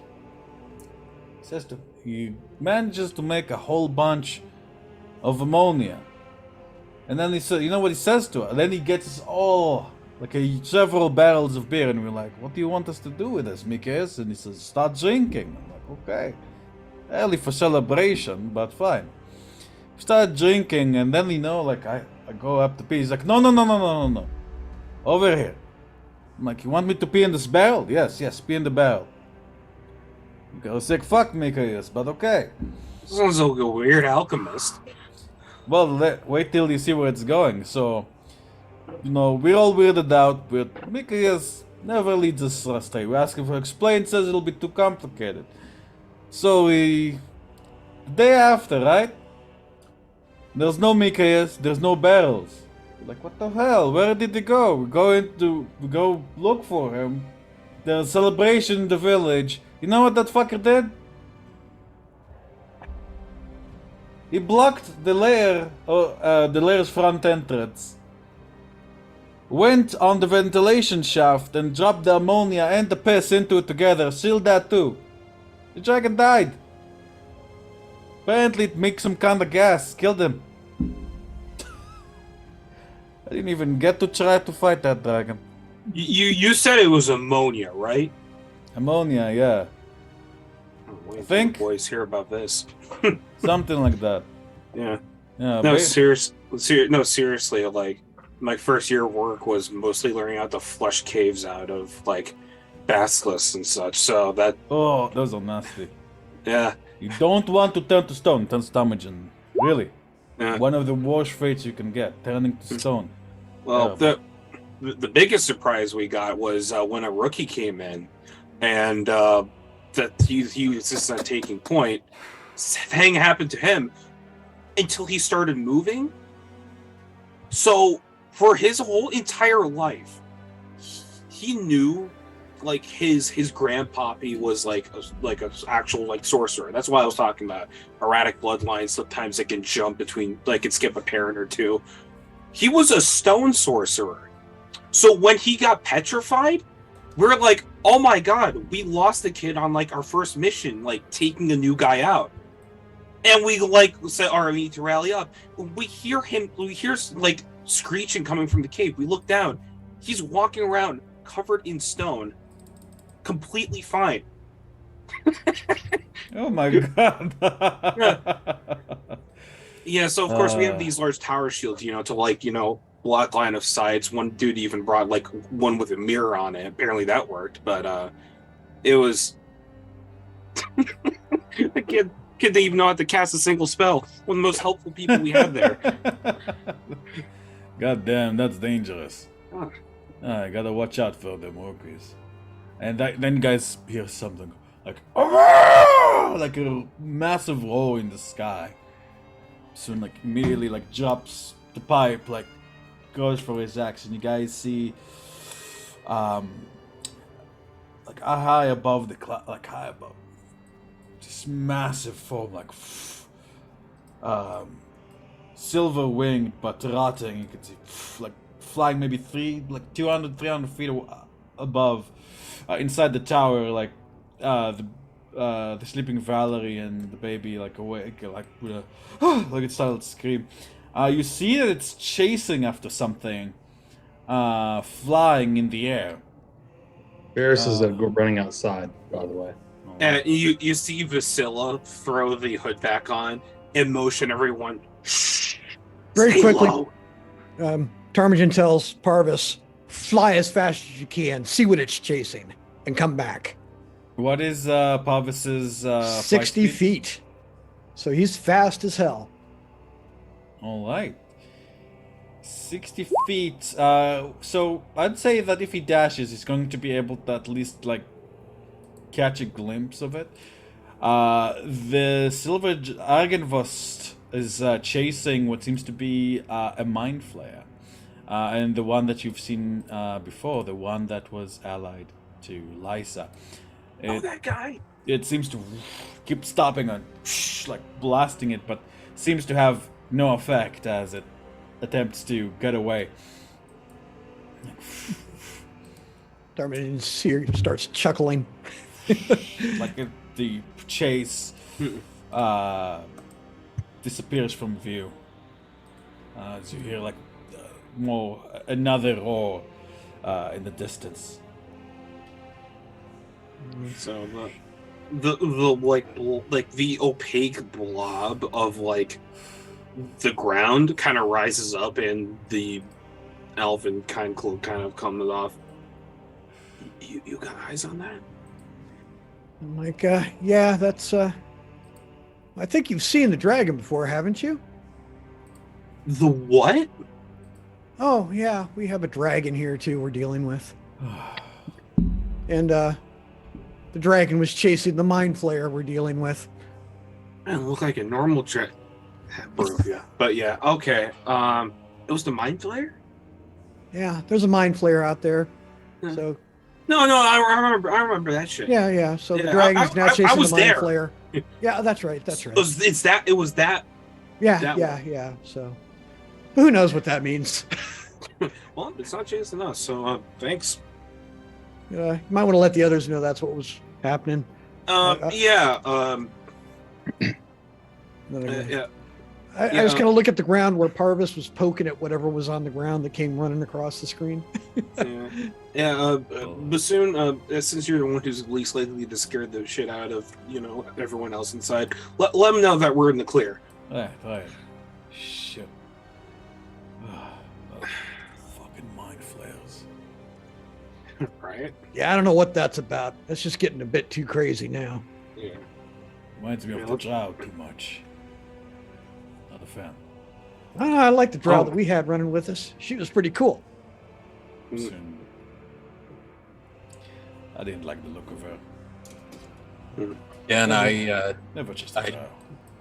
DM'd you in case you didn't see it. Yeah, I saw it. Oh, okay, cool. Yeah, but soon. No rush. Oh, Algedvost was chasing some mind flayer. Lina. There's no dice there. Doesn't seem like they'll be bothering us now. All right. Lunch is done also. If you're hungry. Mm-hmm. Never met a drow. I've heard stories about Dwerger brew. They think a lot like I do. I like them. Paranoid? I'd rather doubt that they do. You don't strike me like as a scumbag, slaver, piece of shit. Yeah, they're not all pieces of shit. Just like anybody else. There's good, there's bad. Yeah. Yeah. Right. Wait, they're slavers? Well, there's some pretty scary drow out there. Soon like a turns to you and like lifts like the side of his shirt, like kind of pulls down. Holy shit. Yeah, and you can see like where he has like faded whip marks as well as what seems to be like a faded brand. If either of you speaks Undercommon. Nope. So just, like thing slip back. It looks like a spider around some kind of rune. Soon, house back off. Had me for a good long time. Well, if it's any consolation, she left because she couldn't take the life, so. More like couldn't bear to do the work herself. Well, whatever. It's not your fault. Just, if you run into any more drow, be careful. Oh, absolutely. Good. And I'm poking my rapier at the ground, kind of obsessed over what was crawling in these bushes that Parvis was picking at. Yeah, sometimes to Varis is like, can... So, now that it's just us here, tell us, did you or did you not?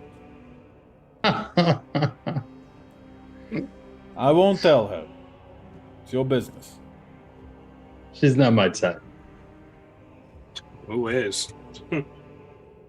I didn't mean to say that.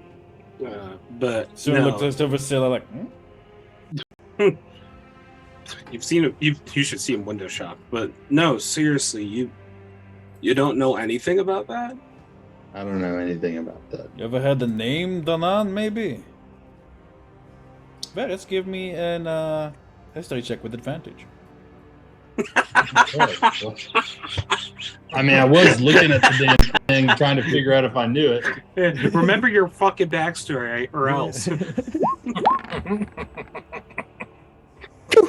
Oh wow, how convenient! They even I don't need advantage. Oh wow. Yeah, you damn. don't need no advantage. You got a negative inspiration you want to burn? I think Varis let out a visual, like an audible, "Oh yeah." You just see him sigh, and everyone's like, ah. There it is. Are you familiar with so telling someone that your name is Danan, usually Danan Greensleeves, is basically the equivalent of saying that your name is John Smith. It's a very obvious fake name. Oh.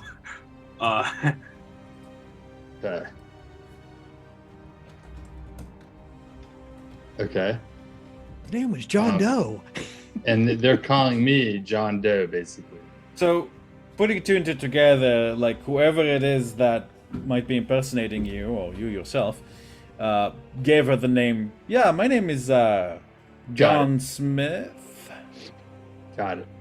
Which, not being an elf, she didn't realize was a goof. Okay. Well, yeah, no, these people are very confused and have me mistaken for somebody else who's clearly taking advantage of a certain situation. So trust me, guys, I had nothing to do with this. But I am interested to know, I am interested to figure out if there's who this other elf is that is in around here that we haven't heard about. That's they think I am. So that's very intriguing because the only other I haven't met a lot of elves since I've been here. And the only ones that I know were not exactly friendly to us, to say the least. Although our departed friend, we got along, but nobody from the Fae, nobody who I would I mean, be she believes affiliated it's with. literally you, so someone is wearing your face. Uh-oh.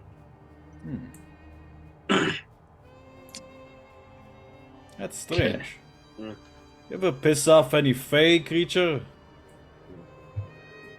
Killed a lot. I'd count that. Well, No, this was an unexpected turn, and now I'm gonna have to figure out who this asshole is who's going around saying that they're basically me. So keep your eyes peeled, and I will too. I'll do that. Well, Valaki is the biggest place of civilization in this hellhole, so might be a better chance to find him, though. All right. She is going there because she's supposedly that's where she expects him to be, so... Okay.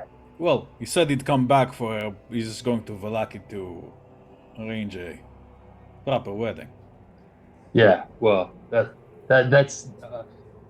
also another way to say I'm out of here. So, Whoa. we'll see. I'll keep my eyes peeled. I want to know who this asshole is. You sure you don't want to take responsibility? Gives you Yeah, I'm pretty sure. I got enough responsibility right now. Alright, let's get this food inside. Yeah, with that, these guys enter, sit down, have yourselves a meal. Melina and Valeria have a quiet The other one gets I lost try in to the make discussion. I try to make peace with Parvis by offering a piece of my food. He'll accept begrudgingly. An uneasy truce is still a truce, so I'll take that. All right. With that, is there anything at the moment the party would like to do? Aside from taking a short rest until the evening. Fiske has been working on things. Right, soon we'll return to his carving. Timmy start carving a small figurine of some sort. He is nowhere near as good as Fiske is. In fact, his work is very rough. Right. Onorim, I believe you're at the top there. Yeah, I go back upstairs and having attuned the ring of carved eyes, I reach out for my master.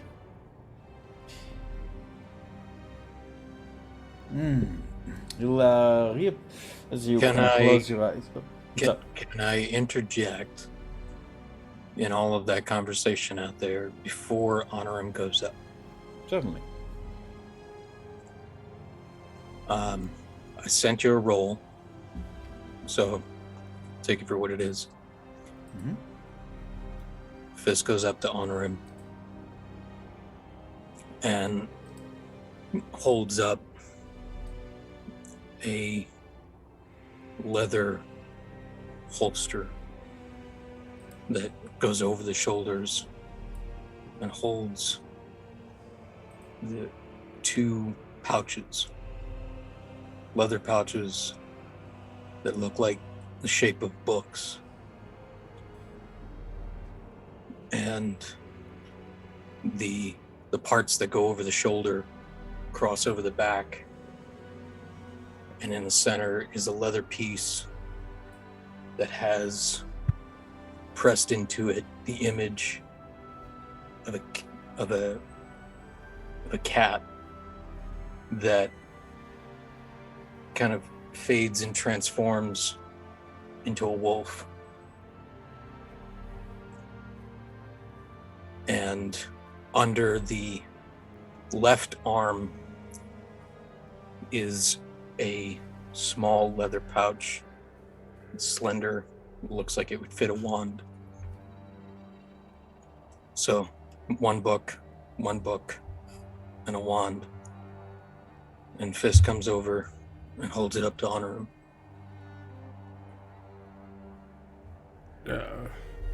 That's very nice, Fiske. Did you make that?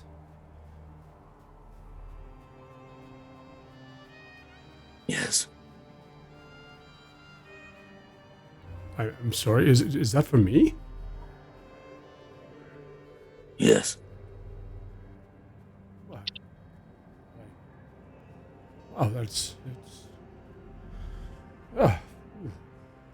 I'm touched. It's beautiful. Thank you, my friend. I'll grab it from him and I'll kind of look at it, holding it carefully. It's, as you look at it, it doesn't have to be held too careful. It's pretty sturdy. Thank you, friend. I will definitely put this to good use. Make things carrying a lot easier, for sure. We have a lot to go through. And through a lot. Thank you. And a long road yet ahead. Thank you much for this piece of generosity. It is gracefully appreciated.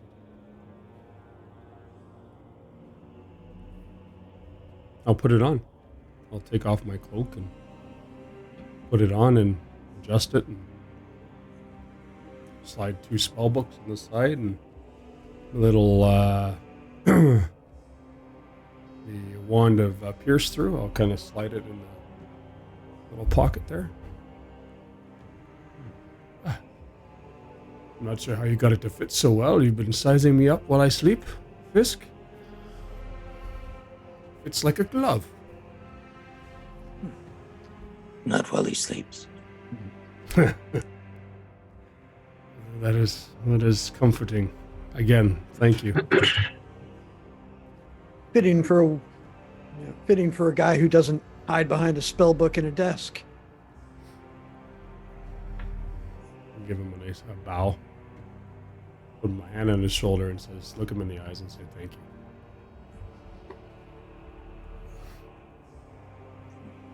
You're purring, and I just turn and walk away. And curl up on the floor. I will do a quick about face and head upstairs. Right, with that, we'll return to your to your tuning and speaking to Melchior as you you close your eyes and you appear in the same kind of mist-like space. Melchior materializes. Onorim, good. I was getting bored. Any progress? Rahadin is defeated. He is dead. Beautiful. And Rahadin is...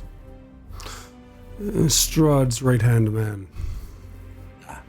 The butcher. Ooh, I suppose he must be quite angry then. He is not.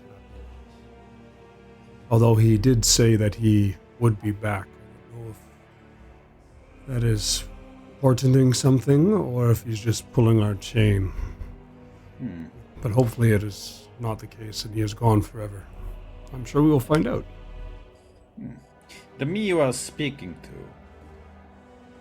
has only met Strahd once. But that was enough to make me want to make this backup.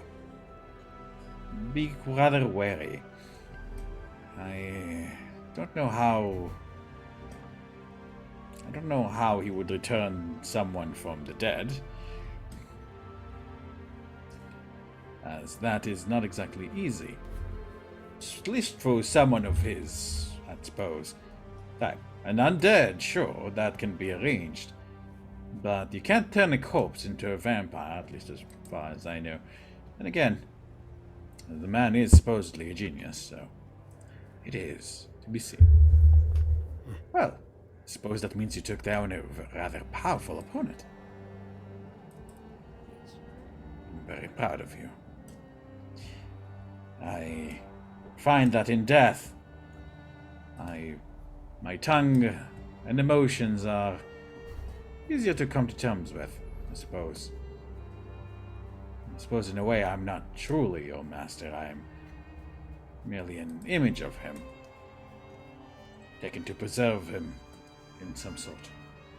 But the fact that he thought well enough of you to leave this to you, and knew that you'd find him, shows he was right to have you as an apprentice. But enough about metaphysical gesturings. I'm sure you had a reason to come approach me. Yes, I had. Materialize a hookah. Now that we've taken over the tower, regained it, I was wanting to move it and wondering about the process for re-engaging the wardings. Should I move the tower to another location? Engaging the wardings took me engaging the wardings, while would be possible for you, will take a bit of time and money to do so. If you wish, I can certainly help with telling you how to do it, but essentially, over the course of a few weeks, we're using the materials I brought with me. It's simply a matter of, casting the necessary spells in the right order with the right components, as really all spell casting is. Why do you wish to move it? It was brought up. It'd be nice to have closer to home. should we need to move there quickly. This is not bad, but it may remain here, though, given that we wouldn't be able to put up the defenses as quickly as I hoped. Let's see. Well, I think it will take about 4,000 gold and 2 weeks to put up the defenses back up. Gold, not so much. Although it wouldn't take the whole day in terms of work. It would be, I suppose, 2 hours every day for 2 weeks. Overall, it would take about that much gold. Not every day, in case that wasn't clear. That would be ridiculous. I'll ask him if over the next bit he can describe the exact process of the spells, and I'll make note of it. Yeah, he'll explain to you how to do so. It does seem rather complicated. It does seem rather complicated, but you feel like you can do so with some successful Arcana checks. Oh, and before I go, thank you for this. Just to advise you, we will be going to seek out Mordenkainen. You will? Excellent. Have you any news, any leads on him? Just what you provided us. I think that'll be a good enough lead. Well, do be careful. Do be careful. I am not sure what state the man would be in, but I don't think that Strahd tends to leave his enemies whole. He must have taken quite some doing to evade capture for quite this long if indeed he is still alive. One of many questions. I've tried to contact him, but I had nothing in return, which means either the man's dead or he believes me to be Strahd's spy. Which I suppose would be a reasonable assumption to make. Do be careful should you find him. He could be extremely dangerous. We'll do that. And just for the next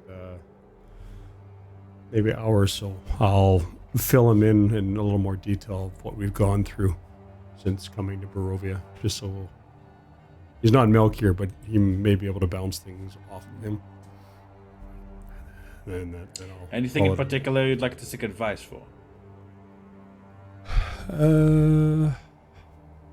Not really at this point. Just letting him know about Irina and Valaki and the abbot and the Argynvost, the dragon that we have to deal with. The dragon, indeed. I doubt that it is a true Draco Lich, as that takes an immense amount of power and usually means that the dragon in question has retained its power and its will. Whatever it is, an undead dragon is dangerous. Have you had in fact, that's a good question. Have you had enough of a contact with it to establish cognizance? Not as of yet. I see. Well, should you... I would say that that would be something important to do. In regards to the Mind Flayer, stay away from the Mind Flayer. Kill him if you can. They are incredibly dangerous, and those of us who are attuned to the magical arts, at least people like you and me, are particularly charming prey to them. More than one wizard met their ends in the hands. Damn it. They got their brain eaten. Not a fun way. It would be rather a waste. Especially someone like you. Try my best. Thank you again for your time. We will talk soon. Good night.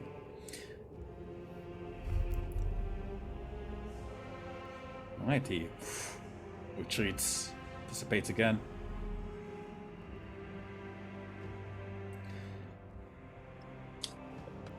Bound, yeah, I'd say by this point it's about 6 p.m. or so.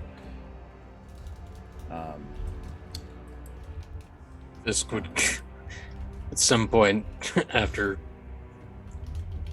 dealing with the leather, look over at Bassoon struggling with the wood carving and just go over and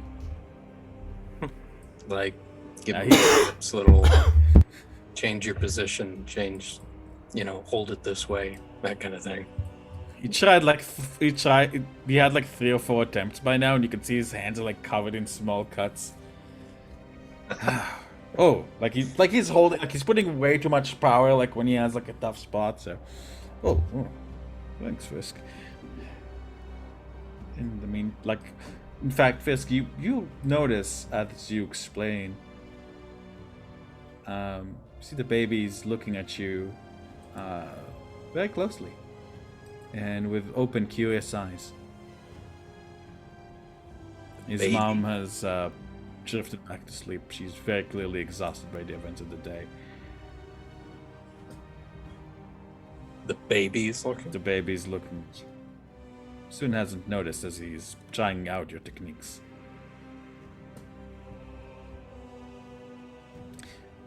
The baby reaches out a hand. To You. to me. To you.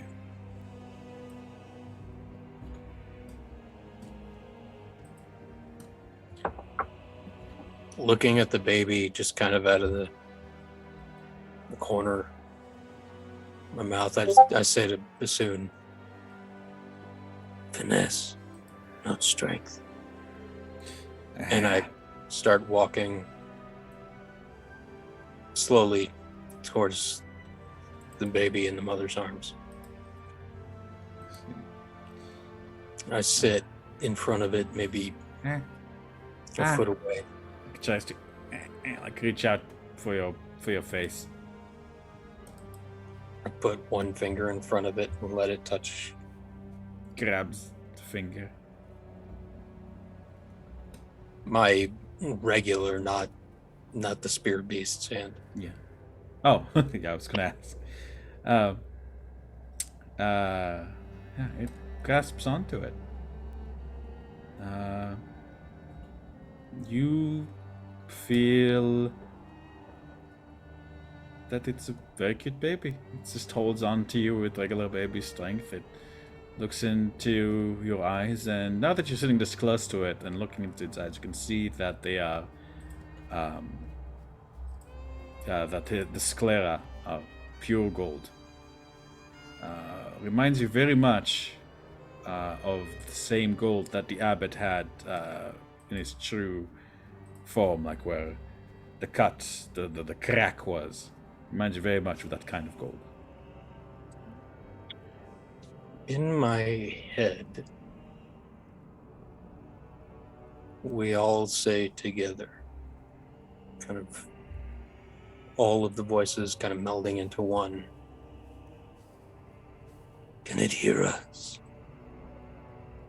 Just looking directly in the baby's eyes. In your head, you hear "Quack, quack."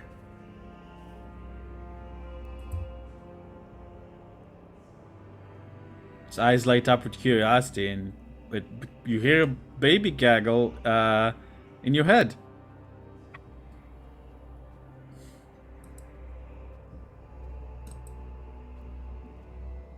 I close my eyes and picture a little wooden rattle and just start shaking it.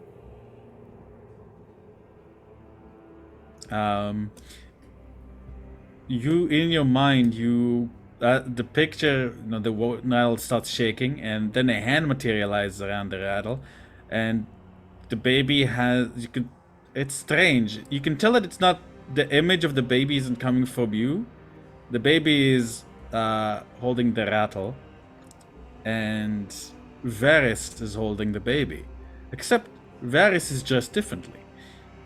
He's dressed in furs. And has various gold jewelry here and there on his hands. There's a very large bow strapped to his back as well.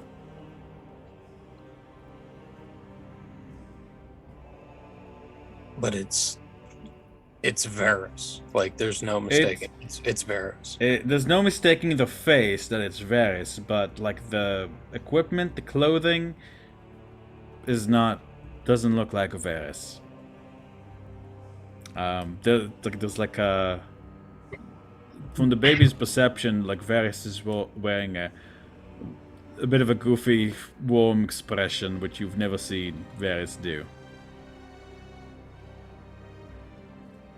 I open my eyes. And look You over open to your eyes, Varus. see the baby still closing his, and the little brow furrows as the image falls away.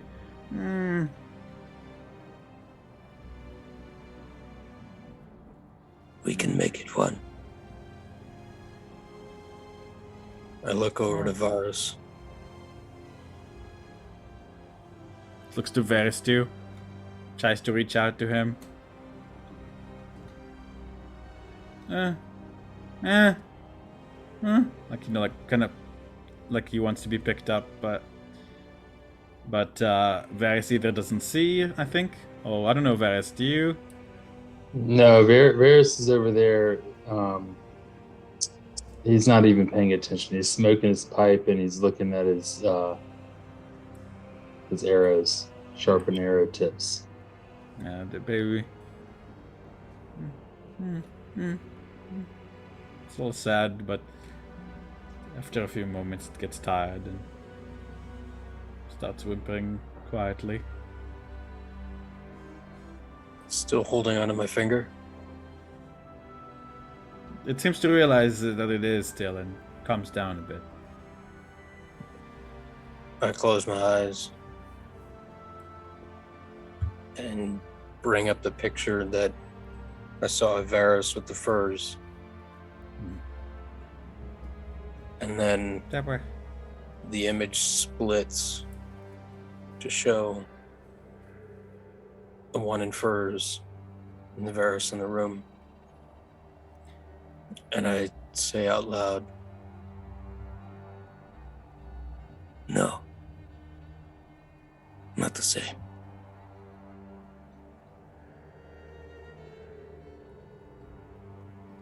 You see,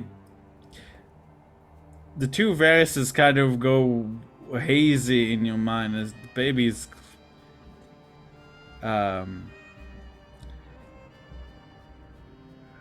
you can sense the baby's confusion like enter your mind as it tries to make sense of what it is that you're showing it.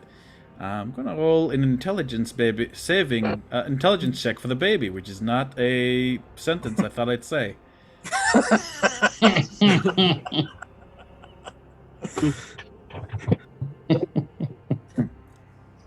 So many barbs.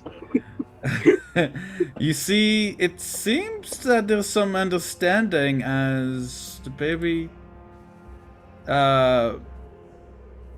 like the Varis that you know, starts to shift, like, and become faceless.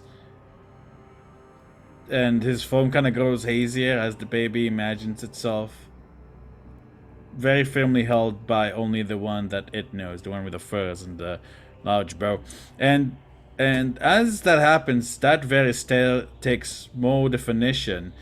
You could see, you know, by like the face and the overall build is fairly identical, but physically, you can definitely, like, now that the baby seems to, you know, focus a little bit more, there's definitely a lot more tone to the shoulders, the neck, a lot more muscle definition than your Varis does. The jaw is a bit square, the face is a bit older. Any markings tattoos, runes? No markings that would identify. I don't believe the real Varis has any markings as such as well. The furs are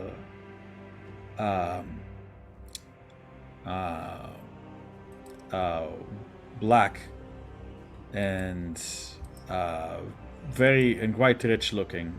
This Varis, whoever he is, definitely has access to some money. Judging by how well he dresses. Just as like a very well-to-do hunter.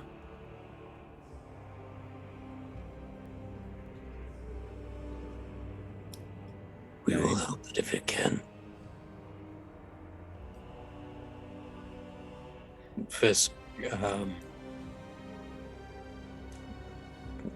imagine an image of Fiske just curling around the baby and sleeping with it.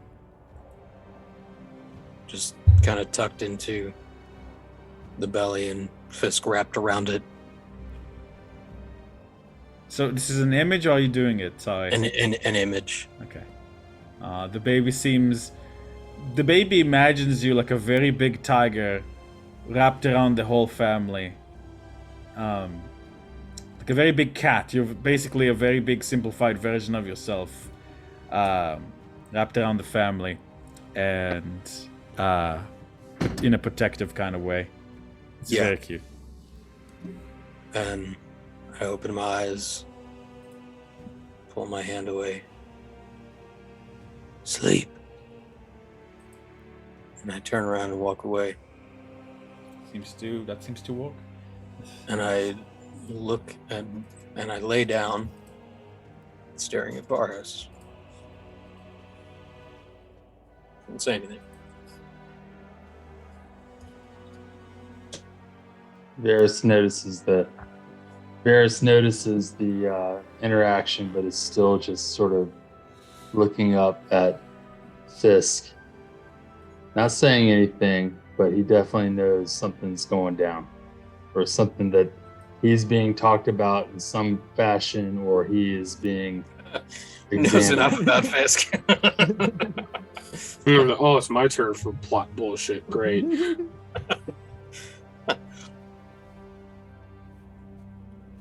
Right.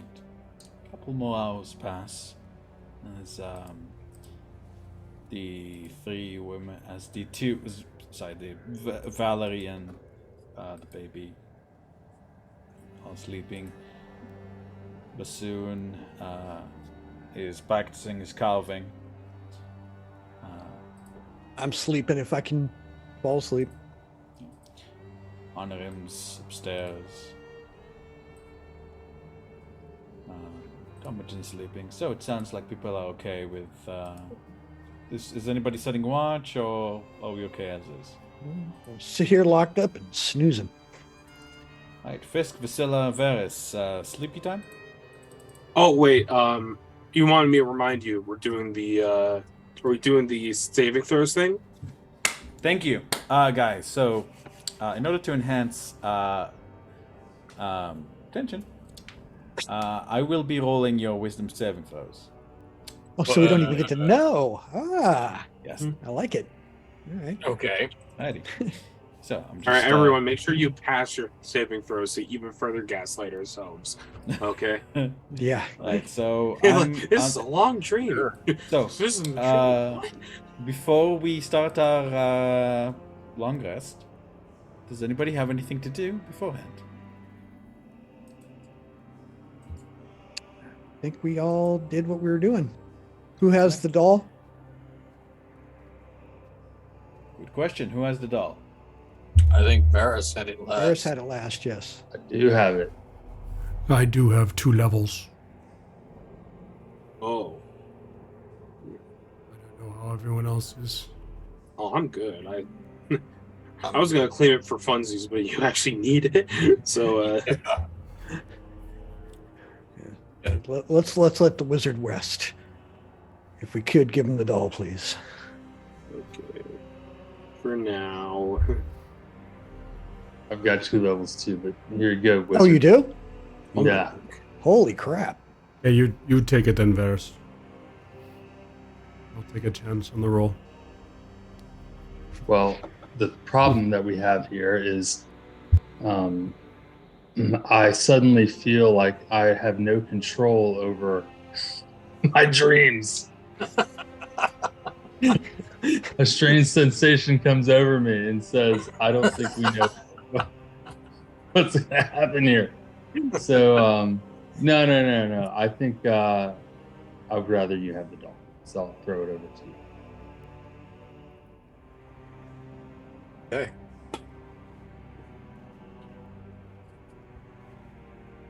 All right, I'm going to remove that from mine. I got it.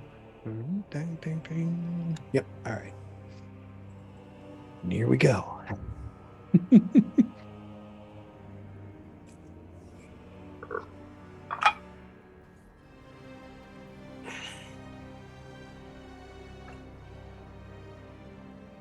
All righty. Priscilla, so everyone's all right. So let me see. We have okay. Looks like everybody passed. Alrighty. Priscilla, what is your passive perception? That is. Because you're like sleeping at the door. All right, give me a second. I'm just gonna find it real quick. It is a Marvel 14. Alright.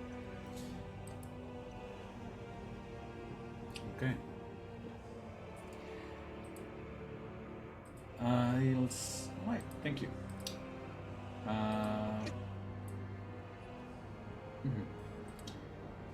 And Varis, what is your passive perception, please? 15. Alright. In that case, Varis, you find that you're having difficulty falling and staying asleep. Something about that baby just bothers you. You keep, tossing and turning throughout the night. And eventually you wake up and you see it staring at you. Everyone else is asleep.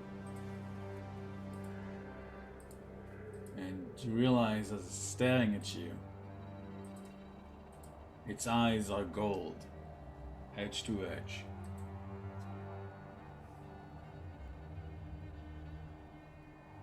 Father? Why are you denying us?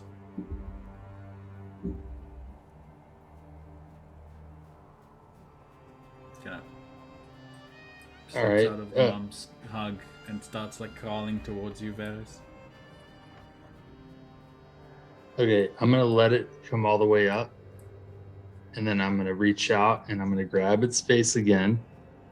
And I'm going to look at its eyeball that's gold.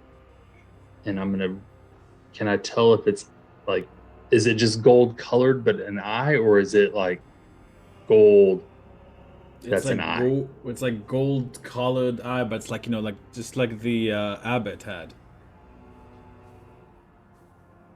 Like shining gold, like the whole thing.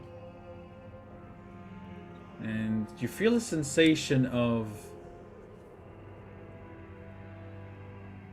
guilt really washing over you. Why aren't you accepting Mommy and me? You said you'd love us forever.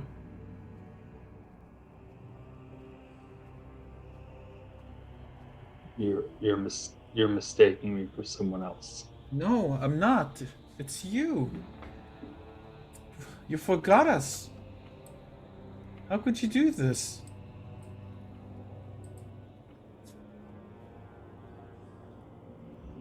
Where did I forget you? I don't even know you. I've never seen you before. Yes, you do! Yes, you do! As it starts to cry, Varis, give me an intelligence saving throw, please.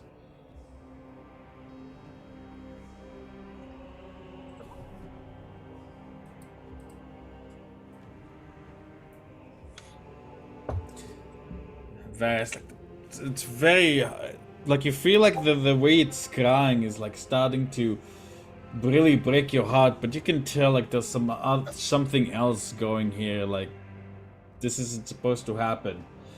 You know, like it's like something's trying to make you feel guilty, to make you feel sad.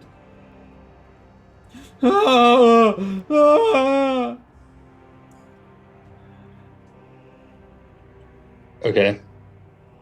I Is the hate mom- you. No one's waking up. I'm gonna grab the baby and I'm gonna take it over to Valerie and I'm gonna put the baby back onto Valerie. She's like, huh? What? Her eyes like kind of go wide as, you know, do you hear? Like you're above her in the night. She looks unsure as she reaches out to you. Danan? Just to koish today. Danan. Where did you meet Danan? Where who is Danan? Uspokój się, by ty sobie porowię, da. She looks towards Bassoon helplessly. As the baby comes down in her arms, like, but stares at you with anger, like, for a baby, like, oh, like that.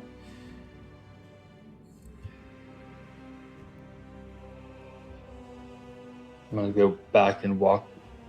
I'm gonna put out my hand and say stop and stay, and I'm gonna walk back over here and sit back down.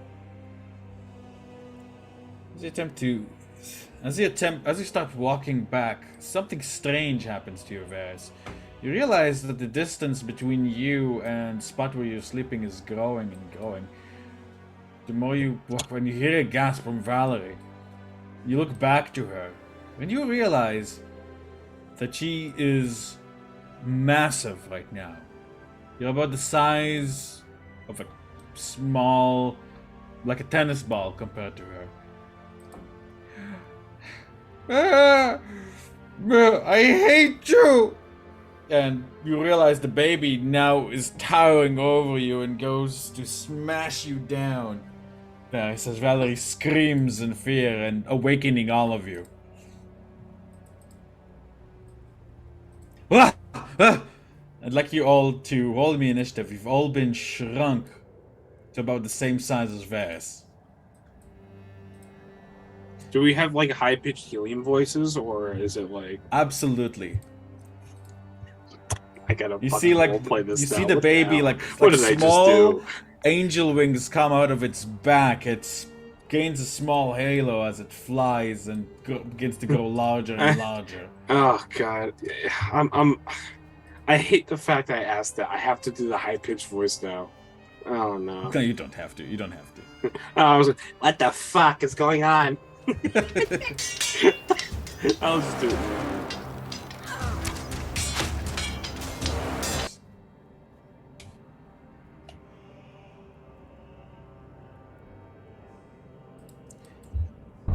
It seems that you are in danger of being crushed by a giant angry baby.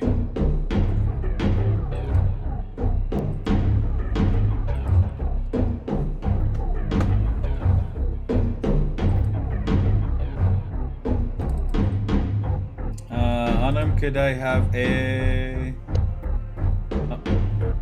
Oh, guys, turn off the 2GM bit. Oh, sorry. Yeah, no worries. I think it's just preventing it from going on the...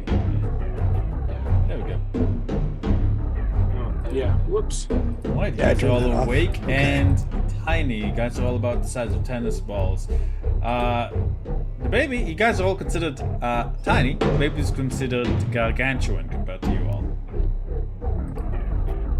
Fun.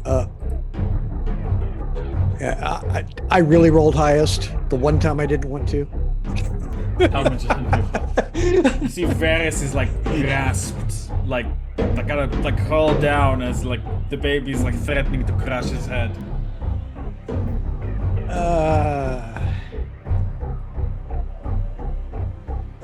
All right, I'm gonna run as fast as I can and just kind of. This isn't in the initiative order either. Oh, are you above me or no? I'm equal to you. Oh. Hold on. I want to know where you're at. Yeah. No, go first. I You said should something. you should see yourself. Yeah, I don't see him either. He's a 0 at the bottom. Oh yeah, there he is. Alright, there we go. Okay. All right. Alright, Fisk. Pardon me, go ahead.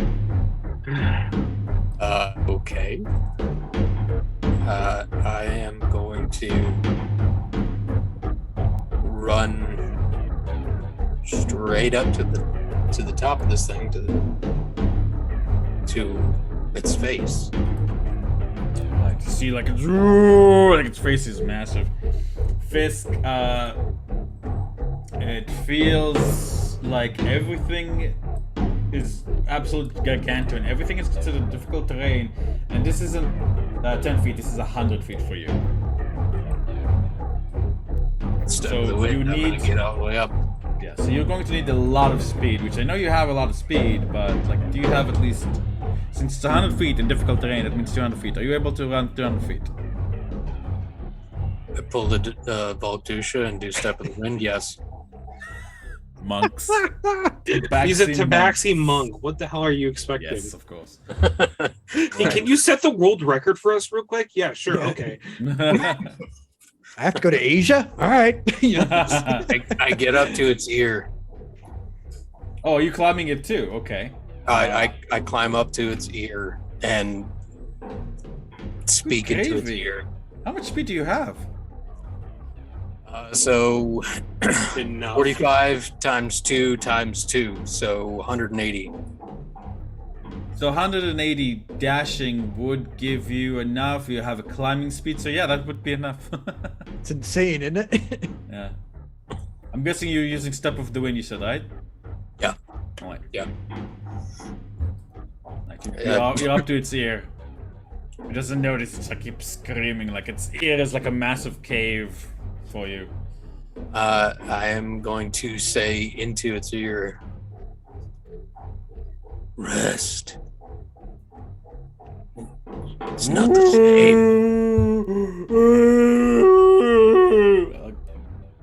Like it's almost like a head-piercing noise, Fisk. It's Not the crying its same. head off. And Give me a persuasion check. oh, that'll be fucking great. 17. I didn't shut that off. Hang Yeah. on. Unfortunately, it seems the baby does not speak common. And your voice either wasn't calming enough or audible enough to take effect. It keeps going.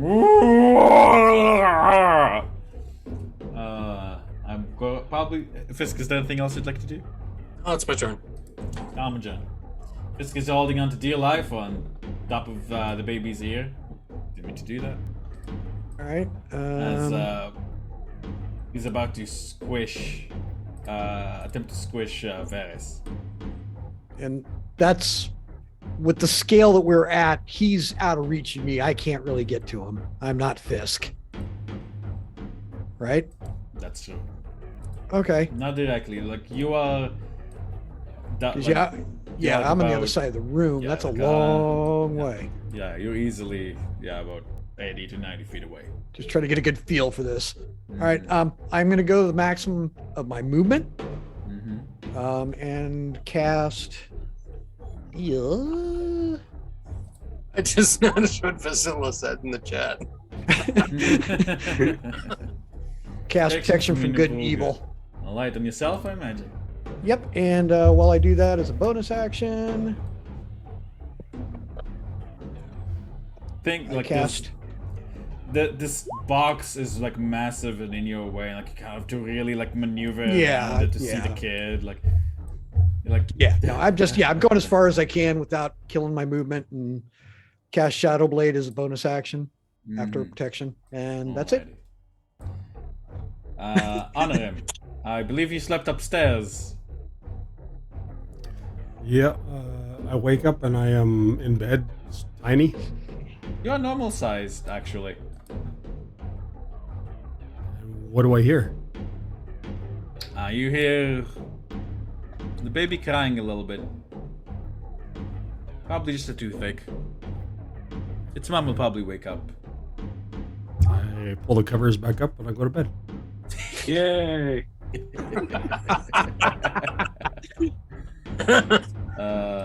Varis, you see the baby like, I hate you, Daddy! Ah! Like, the hand goes smash on top of you. Guys see, let me see. I think the sheet is stuck, so I'm just going to roll it. It's gonna be D20 plus 10. Proportionally speaking, this baby could beat Strahd. Oh, like it's like tears kind of falling around you. I need Varis to give me a dexterity saving throw. It's massive tears just sploosh, sploosh, sploosh around you. That's 2 GM Varis, but unfortunately that's not going to pass. Varis, you take 4d8 bludgeoning damage from the baby's tears. And you are knocked prone. At the end of its turn, the baby is going to unleash a really horrific cry and need everybody, Varis and Fiske, to give me Constitution saving throw versus thunder damage. Oh, so the baby gets a legendary reaction, but I don't? Alright. This game freaking sucks. Not you, Tom. You're far enough away. It's Fiske and okay. Varis. Oh, sorry. All right. Ooh. Oh. Yep. Right there. Alright, that's 8 thunder damage to you and Varis. Go ahead and give me that con save, please.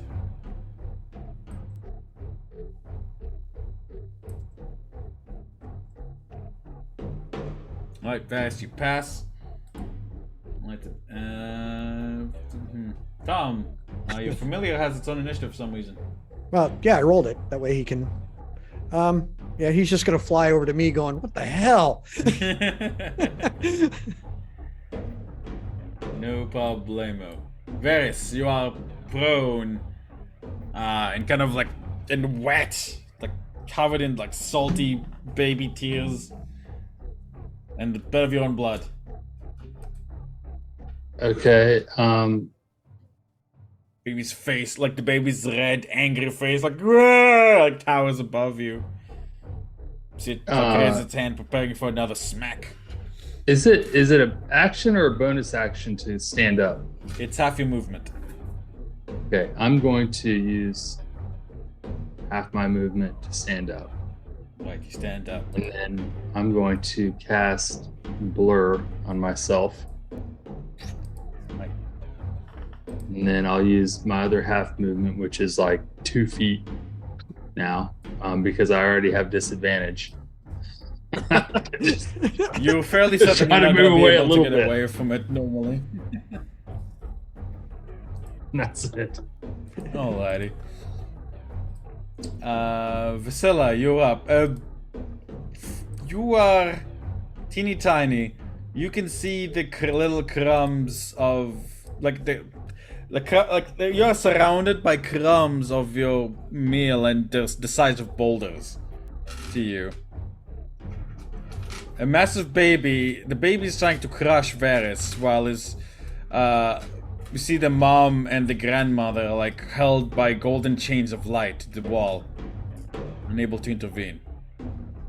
The baby's has golden wings coming out of its back and a little halo, and like a light is irradiating from him. And it just wakes up. Oh, what the fuck? And just starts running over. And how far is this as a tiny teeny weeny? Like my movement equivalent. This is double. So for you, that's about 90 feet. I'm coming! You just see her just like... Give me a second. I can spend her turn sprinting.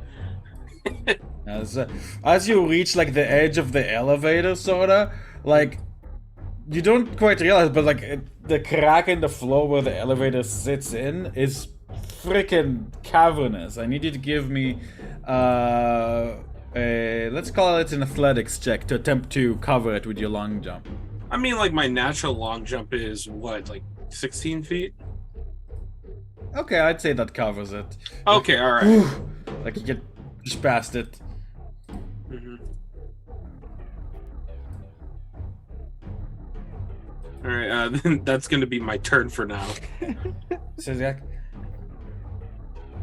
Next up is Zach. Runs, like flings flame. Is that a hamster on fire over there? Strikes the flame strikes the baby like oh, I can see like the little nappy like catches on fire. Its screams turn from anger to that of pain and like soon like oh shit. Fiske, you're up.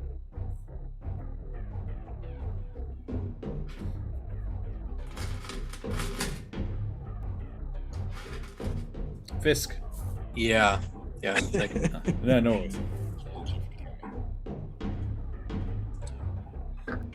I'm going to try again. Sleep. Give me on persuasion check, please.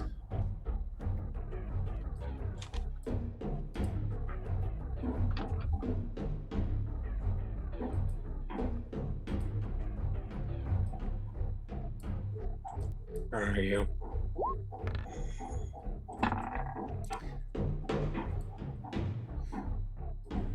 It seems that there was some kind of effect takes place as you say that into his ear. You see his ear begin to twist and transforms as his cries become more and more distorted. And then you see the bottom, like the fire, like melting its flesh beneath you. Like small hairs begin to grow everywhere. The face splits, and the baby transforms into its true form. That's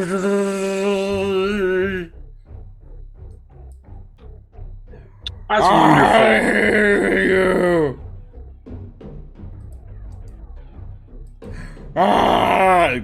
It's even more terrifying now with the proboscis of a fly like fluttering out.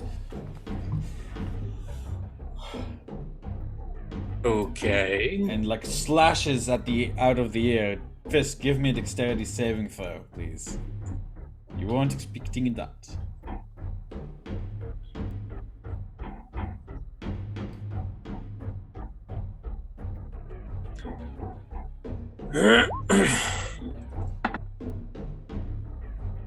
Right, it misses you completely.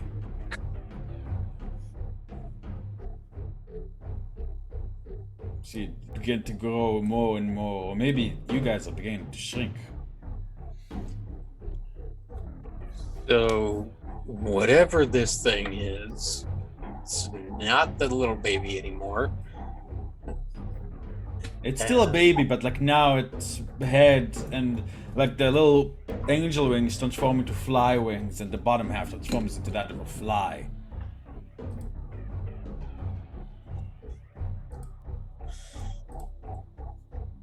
Okay, that's my turn. Yeah. Alrighty. Tom, you All are. right. I'm pushing through, trying to get past all this crap. I get as far as I can and as close as I can. Do I end up as close to hit? If I wanted to take a hit, I think swing so, at it? yeah. Okay. Well, as long as that's the case, I'm going to do everything. I've got an opponent within 5 feet. And yeah, I am doing everything I can at once with the saw spear. Fold it up. or no, with the shadow. All right, go ahead. Sorry, took me a minute to find it. Yeah, that strikes at Tom. Damn.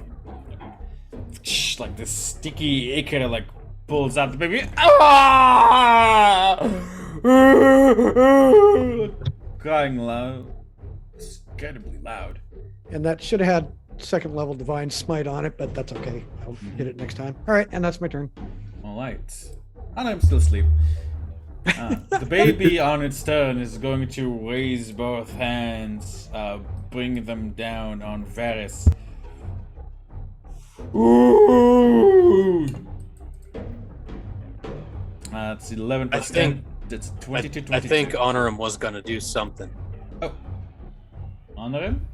Oh, I was just gonna see if any of the noise wakes me up, or if. Yeah, the noise does continue. The baby's still crying, but it's only been like 12 seconds or so. Yeah. Okay.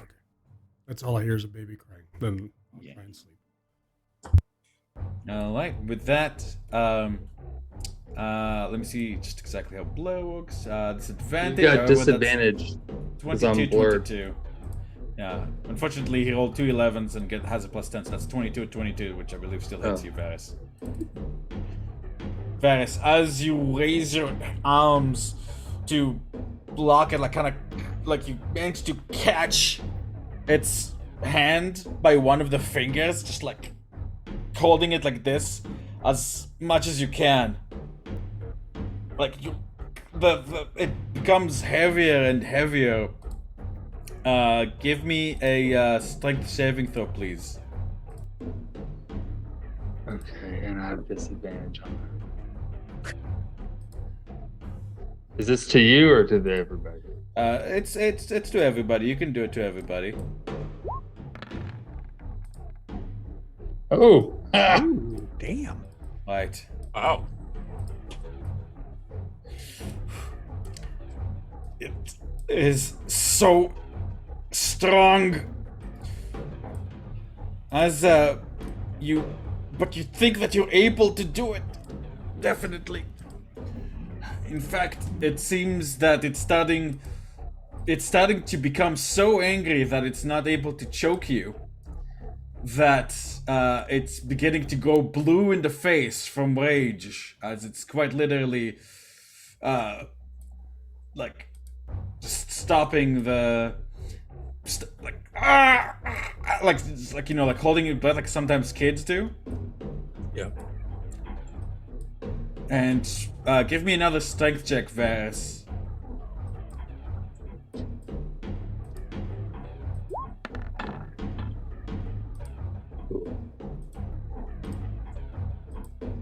Oh, it's not as good.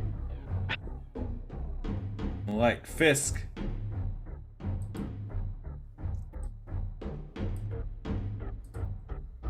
You wake up.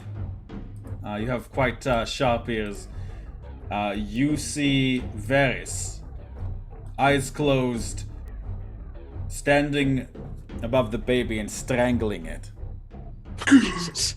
Oh my god! Okie dokie. Unable to make a sound. I immediately go over to Varis and strike him right in the gut. Stunning strike. Alright. Nut punch. This one Right. again. Varis. This in just your happened dream- earlier today. Or yesterday. I'd like a con saving throw, please, Varis. I'm gonna say that you are hit automatically as you cannot With see this. disadvantage because of my -2 exhaustion. Dexterity. No, it's Constitution. It's con save. Oh, yeah. sorry, Constitution. Con save. Yeah. Con save. All right. However, that is an 18, I think, or 17. What's your Constitution at? Constitution's 3. I'll say. Oh, I'm sorry, 16. 16. All right. So roll me, Fisk. Roll me the damage for the hit, please. Okay. Right. 13. I'd say like you strike him hard in the gut, like Varis, like wow, like that's enough to awaken you, as the baby like completely blue in the face, It seems that you moved quietly enough, like not to make a sound, but the baby wasn't even able to cry. You immediately, I imagine, let go. Yeah. All right, you You had to think. You had to think. Fiske, give me dexterity saving throw to catch the baby. Okay.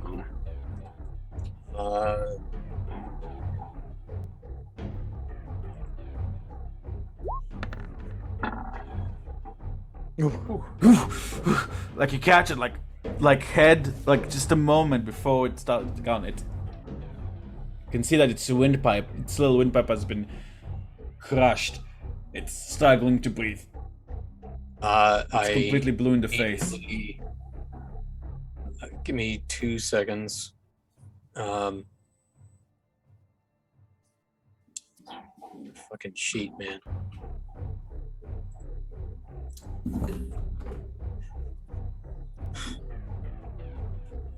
Just checking something.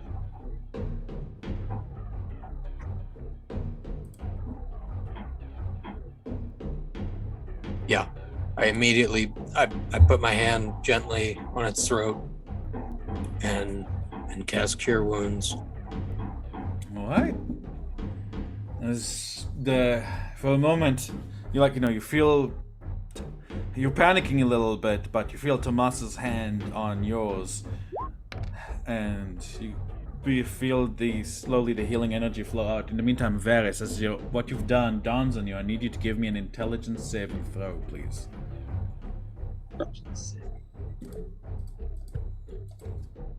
Okay, so hold on a second. That is not a. Between you and me, Varis, you rolled a natural 1 on your nightmare save. All right.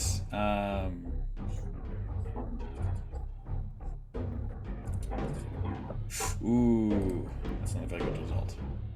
Okay, I'm just gonna roll a couple of things here. As you see Fiske's hand light up like a bright white over the baby's throat. His eyes light up, and then everything fades again. All right.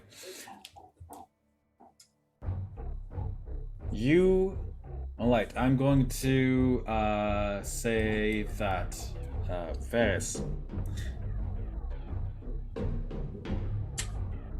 Give me just one moment.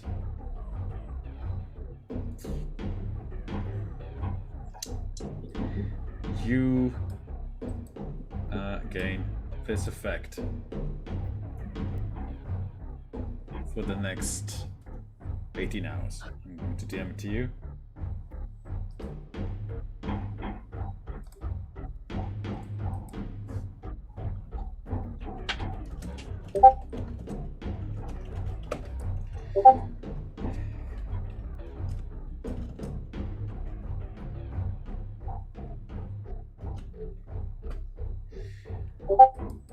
Okay.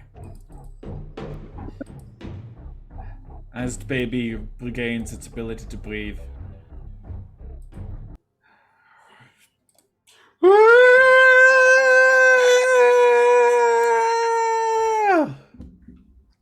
like intensely loud crying, like panicked, like panic crying, like the baby have like different kinds of crying, like depending, like I'm hungry, I'm scared. This is I'm fucking scared crying. Immediately Valerie like jostles awake, like starts like sleepily shaking, and the baby's like just freaking out, like completely. It's like, oh, like, everyone is awake at the moment. What the fuck? Hey, where did you just send that to me? On Discord.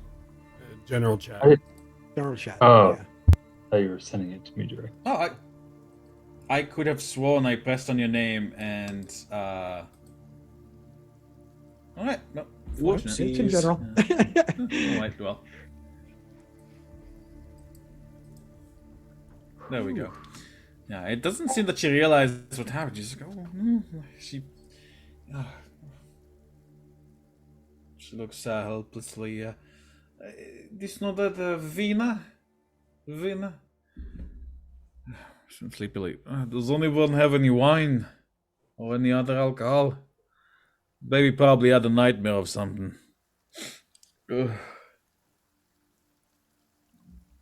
I think at this point, Vasilla would start waking up too. Yeah, you guys are all awake. This is like, like the baby's like freaking out. Like Holy panic, shit. fear crying. I kind of look up and realize that both Varis and Fiske are not where they were sleeping. Is everything okay? Nightmares. And I look at Varis. Yeah. Rest. Varis is looking confused. As you can still feel in your hand how it felt. Like the baby is completely inconsolable, and she looks. She's like,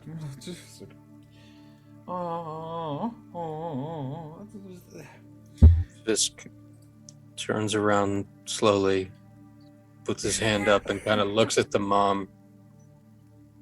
And waits for a nod. She looks a bit afraid for a moment, but she gives you a nod. And I put my finger in the baby's hand. The baby's like flailing. It's not going to take your hand. It's I grab its crying, hand. wetting itself.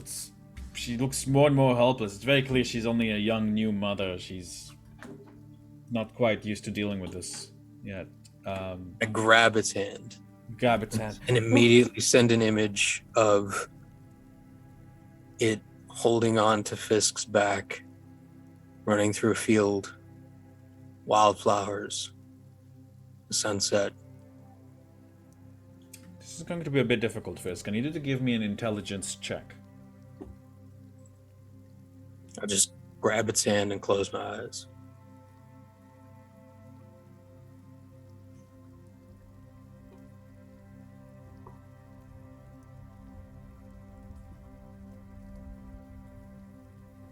Intelligence check.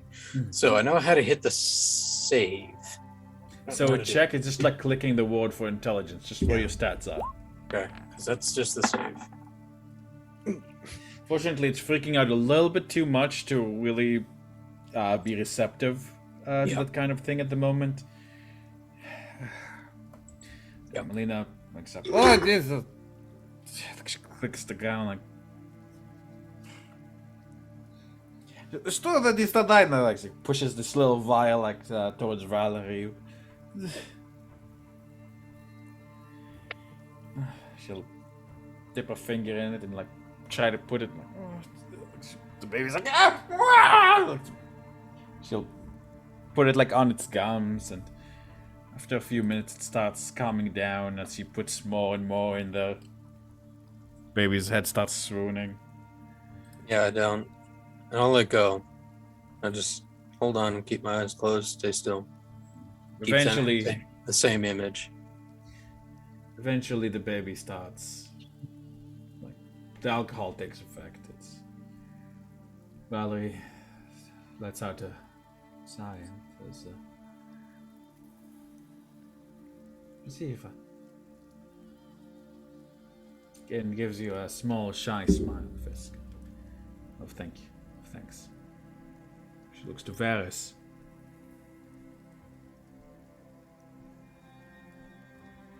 And then back to you, Fisk.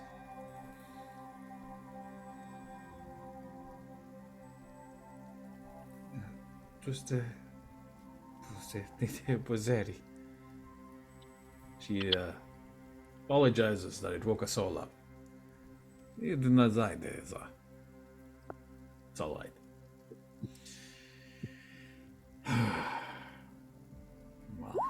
Well, takes me back. I let go. go lay down next to Varis. Just kind of do 3 circles and lay down next to him. Varis is gonna try to go back to sleep and say, "That kid ain't mine." Buzz does. We know.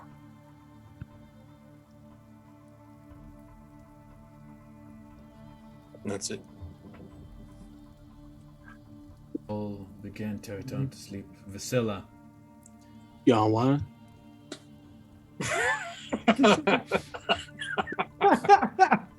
What? Bad. As you Getting it try back to to- class.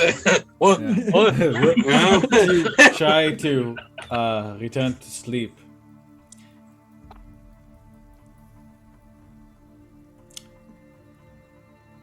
you realize that as you try to go to sleep, unfortunately you had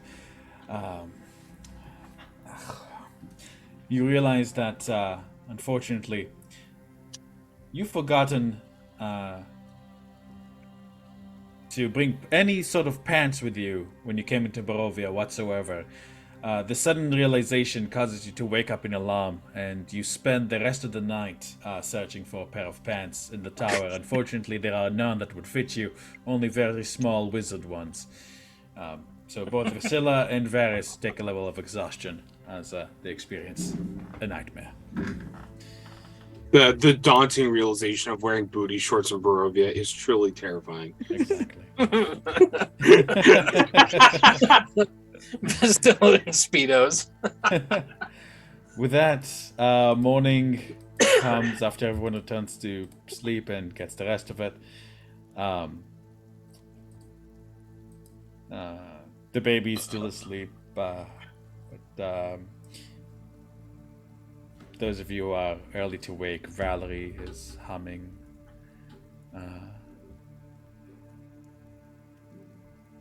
a little bit to the baby as she's staring at a still sleeping Varis. But not like, but more like, like a half-closed eyes.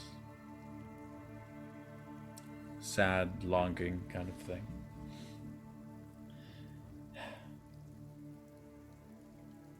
Soon wakes up, claps his hands. Right, who's up for some good old orcish breakfast? He'll go ahead and prepare it for you all. The time is about 8 a.m. or so. As everyone wakes up. While he's doing a breakfast thing, I'm packing up horses and just ready to hit the road, kind of. Is there anything the party would like to do at the tower before leaving? Just send Parvis around, look for anything odd. But yeah, other than that, no. All right. Speak now, forever hold your peace. All right. Okay. Breakfast is... Okay, no problem. I'll have to token that up next session. Breakfast is served and eaten quietly. Everyone's pretty tired, of your guests at least, and you guys mount up and get back on the road. Thank you, I appreciate that. Oh my goodness. Let's make your way through the forest. I'd say no incidents until this point, where the baby begins crying for no reason, at least seemingly, and you see several eyes watching you from the trees a few moments later. And with that, we will end tonight's session of the Curse of Strahd. Whoa! Whoa! Daniel,